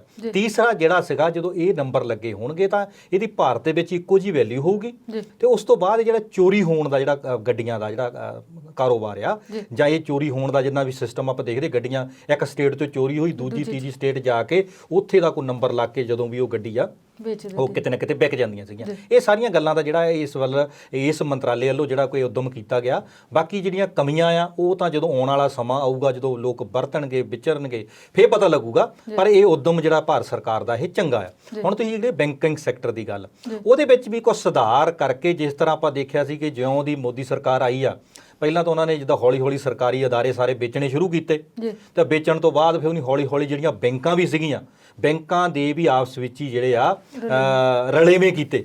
ਰਲੇਵੇਂ ਕਰਨ ਤੋਂ ਬਾਅਦ ਬੈਂਕਾਂ ਦਾ ਫਿਰ ਉਹਨਾਂ ਨੇ ਦੇਖਿਆ ਵੀ ਕਿਹੜੀਆਂ ਬੈਂਕਾਂ, ਇੱਕ ਬੈਂਕ ਦੇ ਵਿੱਚ 4 ਬੈਂਕਾਂ ਮਰਜ ਕੀਤੀਆਂ।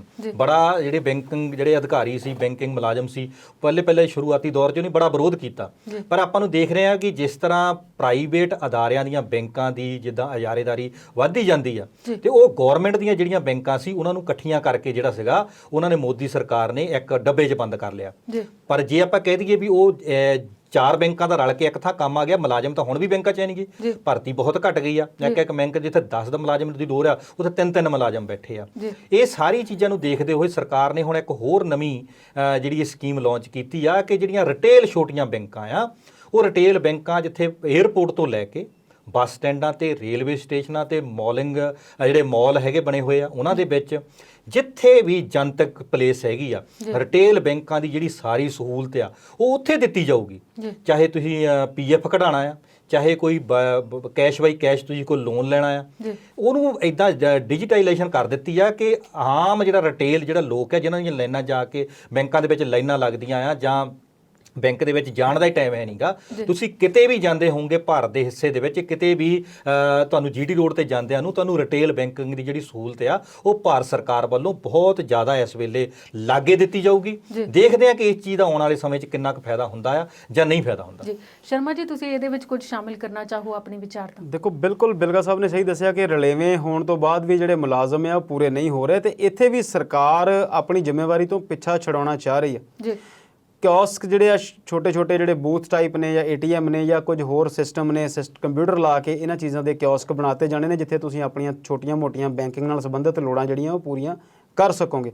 ATM ਪਹਿਲਾਂ ਵੀ ਬਹੁਤ ਨੇ ਪਰ ਉਸ ਤੋਂ ਵੀ ਅੱਗੇ ਜਾ ਕੇ ਇਹ ਹਸਪਤਾਲਾਂ ਦੇ ਵਿੱਚ, ਕਾਲਜਾਂ ਦੇ ਵਿੱਚ, ਯੂਨੀਵਰਸਿਟੀਆਂ ਦੇ ਵਿੱਚ, 에ਅਰਪੋਰਟਸ ਦੇ ਉੱਤੇ ਜਾਂ ਰੇਲਵੇ ਸਟੇਸ਼ਨ ਦੇ ਉੱਤੇ, ਸਕੂਲਾਂ ਦੇ ਵਿੱਚ ਵੀ ਜਿਹੜੇ ਬੈਂਕਿੰਗ ਦੇ ਕਿਓਸਕ ਆ ਉਹ ਸ਼ਾਮਲ ਬਣਾ ਦਿੱਤੇ ਜਾਣੇ ਨੇ ਤੇ ਇਹ ਸਾਰੇ ਦਾ ਸਾਰਾ ਫਿਰ ਜਿਹੜਾ ਸਿਸਟਮ ਆ ਉਹ ਪ੍ਰਾਈਵੇਟਾਈਜੇਸ਼ਨ ਵੱਲ ਹੀ ਜਾ ਰਿਹਾ। ਜੇਕਰ ਸਰਕਾਰ ਇਸ ਤੋਂ ਇਲਾਵਾ, ਜੇ ਅਸੀਂ ਪਿਛਲੀ ਸਰਕਾਰ ਦੀ ਗੱਲ ਕਰੀਏ, ਮੈਂ ਨਹੀਂ ਕਹਿੰਦਾ ਕਿ ਉਹ ਬਹੁਤ ਚੰਗੀ ਸੀ, ਪਰ ਉਹਨਾਂ ਦੀ ਜਿਹੜੀ ਯੋਜਨਾ ਸੀ ਉਹ ਲਗਭਗ ਇਹੋ ਜਿਹੀ ਸੀ। ਚਿਦੰਬਰਮ ਸਾਹਿਬ ਕਈ ਵਾਰ ਗੱਲ ਕਰਦੇ ਸੀ ਇਸ ਗੱਲ ਦੇ ਉੱਤੇ ਕਿ ਭਾਰਤੀ ਬੈਂਕਿੰਗ ਦੇ ਵਿੱਚ ਜਿਹੜੀਆਂ ਆ ਬਹੁਤ ਵਿਸਥਾਰ ਦੀ ਸਮੱਸਿਆ ਹੈਗੀ ਆ ਲੋੜ ਤੇ ਉਹ ਜਿਹੜੀ ਕੀਤੀ ਜਾਣੀ ਚਾਹੀਦੀ ਹੈ ਤੇ ਉਹਨਾਂ ਦਾ ਪਲਾਨ ਜਿਹੜਾ ਸੀਗਾ ਉਹ ਇਹਨਾਂ ਵੱਡੀਆਂ ਜਗ੍ਹਾ ਦੇ ਨਾਲੋਂ ਵੀ ਜਾ ਕੇ ਰਿਮੋਟ ਏਰੀਆ ਦੇ ਵਿੱਚ ਘੱਟੋ ਘੱਟ ਹਰ ਪਿੰਡ ਦੀ ਇੱਕ ਬੈਂਕ ਹੋਵੇ। ਕਿਉਂਕਿ ਜੇ ਅਸੀਂ 30-40 ਸਾਲ ਪਹਿਲਾਂ ਗੱਲ ਕਰੀਏ ਤੇ ਪਿੰਡਾਂ ਦੇ ਵਿੱਚ ਖਾਤਾ ਸਿਰਫ ਉਸ ਬੰਦੇ ਕੋਲ ਹੁੰਦਾ ਸੀ ਜਿਹੜਾ ਜ਼ਿਆਦਾ ਸਰਦਾ ਪੁੱਜਦਾ ਸੀ ਜਾਂ ਸਰਕਾਰੀ ਨੌਕਰ ਸੀ ਜਿਹਨੂੰ ਪੈਸੇ ਬੈਂਕ 'ਚ ਆਉਂਦੇ ਸੀ। ਉਸ ਤੋਂ ਵੀ ਪਹਿਲਾਂ ਮੈਂ ਉਹ ਵੀ ਸਮਾਂ ਦੇਖਿਆ ਕਿ ਜਦੋਂ ਜਿਹੜੇ ਪੇਰੈਂਟਸ ਉਹਨਾਂ ਨੂੰ ਤਨਖਾਹ ਮਿਲਦੀ ਸੀ ਤੇ ਉਹ ਕੈਸ਼ ਹੀ ਮਿਲ ਜਾਂਦੀ ਸੀ, ਉਦੋਂ ਵੀ ਬੈਂਕ 'ਚ ਨਹੀਂ ਸੀ ਆਉਂਦੀ ਤੇ ਸੇਵਿੰਗ ਅਕਾਊਂਟ ਹੀ ਕੁਝ ਚੰਦ ਬੰਦਿਆਂ ਕੋਲ ਹੁੰਦੇ ਸੀ ਜਿਹੜੇ ਥੋੜ੍ਹੇ ਜਿਹੇ ਸੌਖੇ ਸੀ। ਪਰ ਅੱਜ ਸਰਕਾਰ ਦੀਆਂ ਜਿਹੜੀਆਂ ਡਾਇਰੈਕਟ ਬੈਨੀਫਿਟ ਟ੍ਰਾਂਸਫਰ ਸਕੀਮਸ ਨੇ ਜਾਂ ਸਰਕਾਰੀ ਸਬਸਿਡੀਆਂ ਲੈਣ ਲਈ ਨੇ ਜਾਂ ਗੈਸ ਦੀ ਸਬਸਿਡੀ ਹੈ, ਹਾਲਾਂਕਿ ਹੁਣ ਉਹਦਾ ਉਹ ਖਤਮ ਹੀ ਹੋ ਗਈ, ਪਰ ਫਿਰ ਵੀ ਬਹੁਤ ਸਾਰੀਆਂ ਸਕੀਮਾਂ ਜਿਹੜੀਆਂ ਨੇ ਉਹਦੇ ਵਿੱਚ ਜਿਹੜੀ ਟ੍ਰਾਂਸਫਰ ਆ ਉਹ ਬੈਂਕਾਂ 'ਚ ਹੁੰਦੀ ਆ।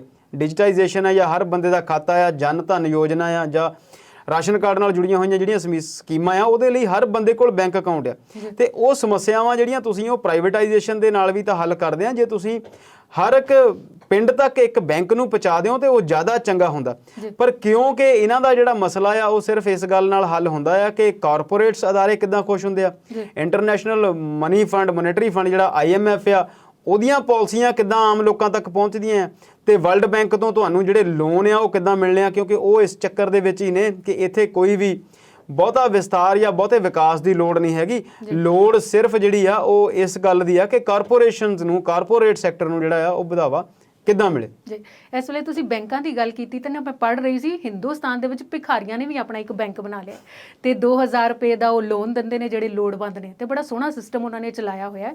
ਇਹ ਸਿਸਟਮ ਮੋਦੀ ਸਰਕਾਰ ਵੀ ਅਪਣਾ ਰਹੀ ਹੈ ਸ਼ਾਇਦ ਕਿ ਨਹੀਂ, ਇਹਦੇ ਬਾਰੇ ਤਾਂ ਨਹੀਂ ਪਤਾ, ਪਰ ਇਸ ਵੇਲੇ ਪ੍ਰੋਗਰਾਮ ਦਾ ਸਮਾਂ ਮੁੱਕ ਰਿਹਾ। ਪਰ ਚਲਦੇ ਪੈਰਾ ਓਲੰਪਿਕ ਦੇ ਖਿਡਾਰੀਆਂ ਦੇ ਜੇਤੂ ਮੁਹਿੰਮ ਜਿਹੜੀ ਉਹ ਚੱਲ ਰਹੀ ਹੈ, ਕੀ ਕਹਿਣਾ ਚਾਹੋਗੇ ਬਿਲਕੁਲ ਥੋੜੇ ਜਿਹੇ ਸ਼ਬਦਾਂ ਦੇ ਵਿੱਚ? ਦੇਖੋ, ਆਪਾਂ ਚਾਹੁੰਦੇ ਸੀ ਕਿ ਉਹਨਾਂ ਦੀ ਪੂਰੀ ਗੱਲ ਕੀਤੀ ਜਾਵੇ ਕਿਉਂਕਿ ਜਦੋਂ ਨਾਰਮਲ ਓਲੰਪਿਕ ਜਿਹੜੀਆਂ ਓਲੰਪਿਕ ਗੇਮਾਂ ਟੋਕੀਓ 'ਚ ਚੱਲ ਰਹੀਆਂ ਸੀ ਅਸੀਂ ਉਹਨਾਂ ਦੇ ਪੂਰੇ ਪ੍ਰੋਗਰਾਮ ਕੀਤੇ। ਅਸੀਂ ਕੋਸ਼ਿਸ਼ ਕਰਾਂਗੇ ਕਿ ਅਸੀਂ ਅਗਲੇ ਪ੍ਰੋਗਰਾਮ ਦੇ ਵਿੱਚ ਜਾਂ ਅਗਲੇ ਦਿਨ ਦੇ ਕਿਸੇ ਪ੍ਰੋਗਰਾਮ ਦੇ ਵਿੱਚ ਉਹਨਾਂ ਖਿਡਾਰੀਆਂ ਦੀ ਪੂਰੀ ਜਾਣਕਾਰੀ, ਉਹ ਕਿਹੜੀ ਖੇਡ 'ਚ ਜਿੱਤੇ ਨੇ ਉਹਦੇ ਬਾਰੇ ਤਫਸੀਲ ਨਾਲ ਦੱਸੀਏ। ਅੱਜ ਲਈ ਇੰਨਾ ਹੀ ਕਾਫੀ ਆ ਕਿ 1 골ਡ ਮੈਡਲ, 4 ਸਿਲਵਰ ਮੈਡਲ ਤੇ 2 ਜਿਹੜੇ ਆ ਤਾਂਬੇ ਦੇ ਮੈਡਲ ਹੁਣ ਤੱਕ ਸਾਡੇ ਖਿਡਾਰੀ ਜਿੱਤ ਚੁੱਕੇ ਨੇ। ਪੈਰਾ 올림픽ਸ ਨੇ ਉਹ ਖਿਡਾਰੀ ਨੇ ਜਿਹੜੇ ਸਰੀਰਕ ਤੌਰ ਤੇ ਪੂਰੇ ਤੰਦਰੁਸਤ ਜਾਂ ਫਿੱਟ ਨਹੀਂ ਹਨ, ਪਰ ਉਹਨਾਂ ਦੀ ਸੋਚ, ਉਹਨਾਂ ਦੀ ਜਿਹੜੀ ਖੇਡ ਦਾ ਜਜ਼ਬਾ ਆ ਤੇ ਉਹਨਾਂ ਦੀ ਜਿਹੜੀ ਇੱਕ ਮਿਹਨਤ ਆ, ਲਗਨ ਆ, ਉਹਨੂੰ ਸਲਾਮ ਆ। ਬਹੁਤ ਵੱਡੀ ਉਪਲਬਧੀ ਆ। ਮੇਰਾ ਖਿਆਲ ਇੰਨੇ ਕੀ ਮੈਡਲ ਦੂਜੇ ਪਾਸੇ ਆਏ ਸੀ ਤੇ ਇੱਧਰ ਹਲੇ ਹੋਰ ਆਸ ਆ ਮੈਡਲਾਂ ਦੀ।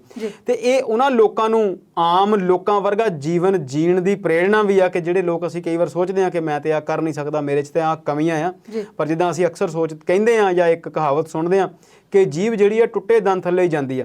ਸਾਨੂੰ ਆਪਣੀਆਂ ਕਮੀਆਂ ਦਾ ਅਹਿਸਾਸ ਪਹਿਲਾਂ ਹੋ ਜਾਂਦਾ, ਪਰ ਅਸੀਂ ਉਹਨਾਂ ਕਮੀਆਂ ਦੇ ਬਾਵਜੂਦ ਵੀ ਜ਼ਿੰਦਗੀ ਨੂੰ ਨਾਰਮਲ ਤਰੀਕੇ ਨਾਲ ਜੀ ਸਕਦੇ ਹਾਂ ਤੇ ਬਹੁਤ ਕੁਝ ਹਾਸਲ ਕਰ ਸਕਦੇ ਹਾਂ। 올림픽ੀਅਨ ਹੋਣਾ ਆਪਣੇ ਆਪ 'ਚ ਵੱਡੀ ਗੱਲ ਆ ਤੇ ਉਹ ਬੰਦੇ ਜਿਨ੍ਹਾਂ ਦੇ ਕੋਲ ਸਰੀਰਕ ਸਮਰੱਥਾਵਾਂ ਦੀ ਕੁਝ ਕਮੀਆਂ, ਉਹਦੇ ਬਾਵਜੂਦ ਵੀ ਉਹ 올림픽ੀਅਨ ਹੋ ਨਿਬੜੇ ਨੇ ਤੇ ਉਹਨਾਂ ਨੇ ਤਮਗੇ ਵੀ ਜਿੱਤੇ। ਉਹਨਾਂ ਦੀ ਆਪਾਂ ਡਿਟੇਲ 'ਚ ਗੱਲ ਕਰਾਂਗੇ। ਬਹੁਤ ਬਹੁਤ ਵਧਾਈ ਆ ਪਰਮਿੰਦਰ, ਉਹਨਾਂ ਜਿਹੜੇ ਵੀ ਸਾਡੇ ਵੀਰ ਅੱਜ ਸਾਡੀਆਂ ਭੈਣਾਂ 올림픽 ਦੇ ਮੈਡਲ ਲੈ ਕੇ ਆਏ ਆ, ਬਹੁਤ ਵਧਾਈ ਉਹਨਾਂ ਨੂੰ। ਤੇ ਇਸ ਵੇਲੇ ਸਾਡੀ ਪੂਰੀ ਟੀਮ ਹੀ ਉਹਨਾਂ ਖਿਡਾਰੀਆਂ ਨੂੰ ਵਧਾਈ ਦਿੰਦੀ ਹੈ ਜਿਹੜੇ ਇਹ ਦੇਸ਼ ਦਾ ਨਾਮ ਰੌਸ਼ਨ ਕਰ ਰਹੇ ਨੇ। ਤੇ ਇਸ ਵੇਲੇ ਅਸੀਂ ਤੁਹਾਡਾ ਦੋਵਾਂ ਦਾ ਸ਼ੁਕਰੀਆ ਅਦਾ ਕਰਾਂਗੇ। ਤੁਸੀਂ ਸਟੂਡੀਓ 'ਚ ਆਏ, ਆਪਣੇ ਵਿਚਾਰ ਸਾਂਝੇ ਕੀਤੇ। ਵਿਚਾਰ ਚਰਚਾ ਦੇ ਅਗਲੇ ਸਿਲਸਿਲੇ 'ਚ ਫਿਰ ਤੋਂ ਹੋਏਗੀ ਮੁਲਾਕਾਤ। ਉਦੋਂ ਤੱਕ ਲਈ ਸਤਿ ਸ਼੍ਰੀ ਅਕਾਲ। ਮਿਹਰਬਾਨੀ। ਸੋ ਪੰਜਾਬੀ ਨੈਸ਼ਨਲ ਟੀਵੀ ਦੇ ਦਰਸ਼ਕਾਂ ਦਾ ਵੀ ਧੰਨਵਾਦ ਕਰਦੇ ਹਾਂ ਅੱਜ ਦੇ ਵਿਚਾਰ ਚਰਚਾ ਦੇ ਇਸ ਅੰਕ ਨਾਲ ਜੁੜਨ ਲਈ। ਨਵੇਂ ਮੁੱਦਿਆਂ ਦੇ ਨਾਲ ਫਿਰ ਤੋਂ ਹੋਏਗੀ ਮੁਲਾਕਾਤ। ਤੁਸੀਂ ਦੇਖਦੇ ਰਹੋ ਪੰਜਾਬੀ ਨੈਸ਼ਨਲ ਟੀਵੀ। ਉਮੀਦ ਤੁਹਾਡੀ, ਕੋਸ਼ਿਸ਼ ਸਾਡੀ।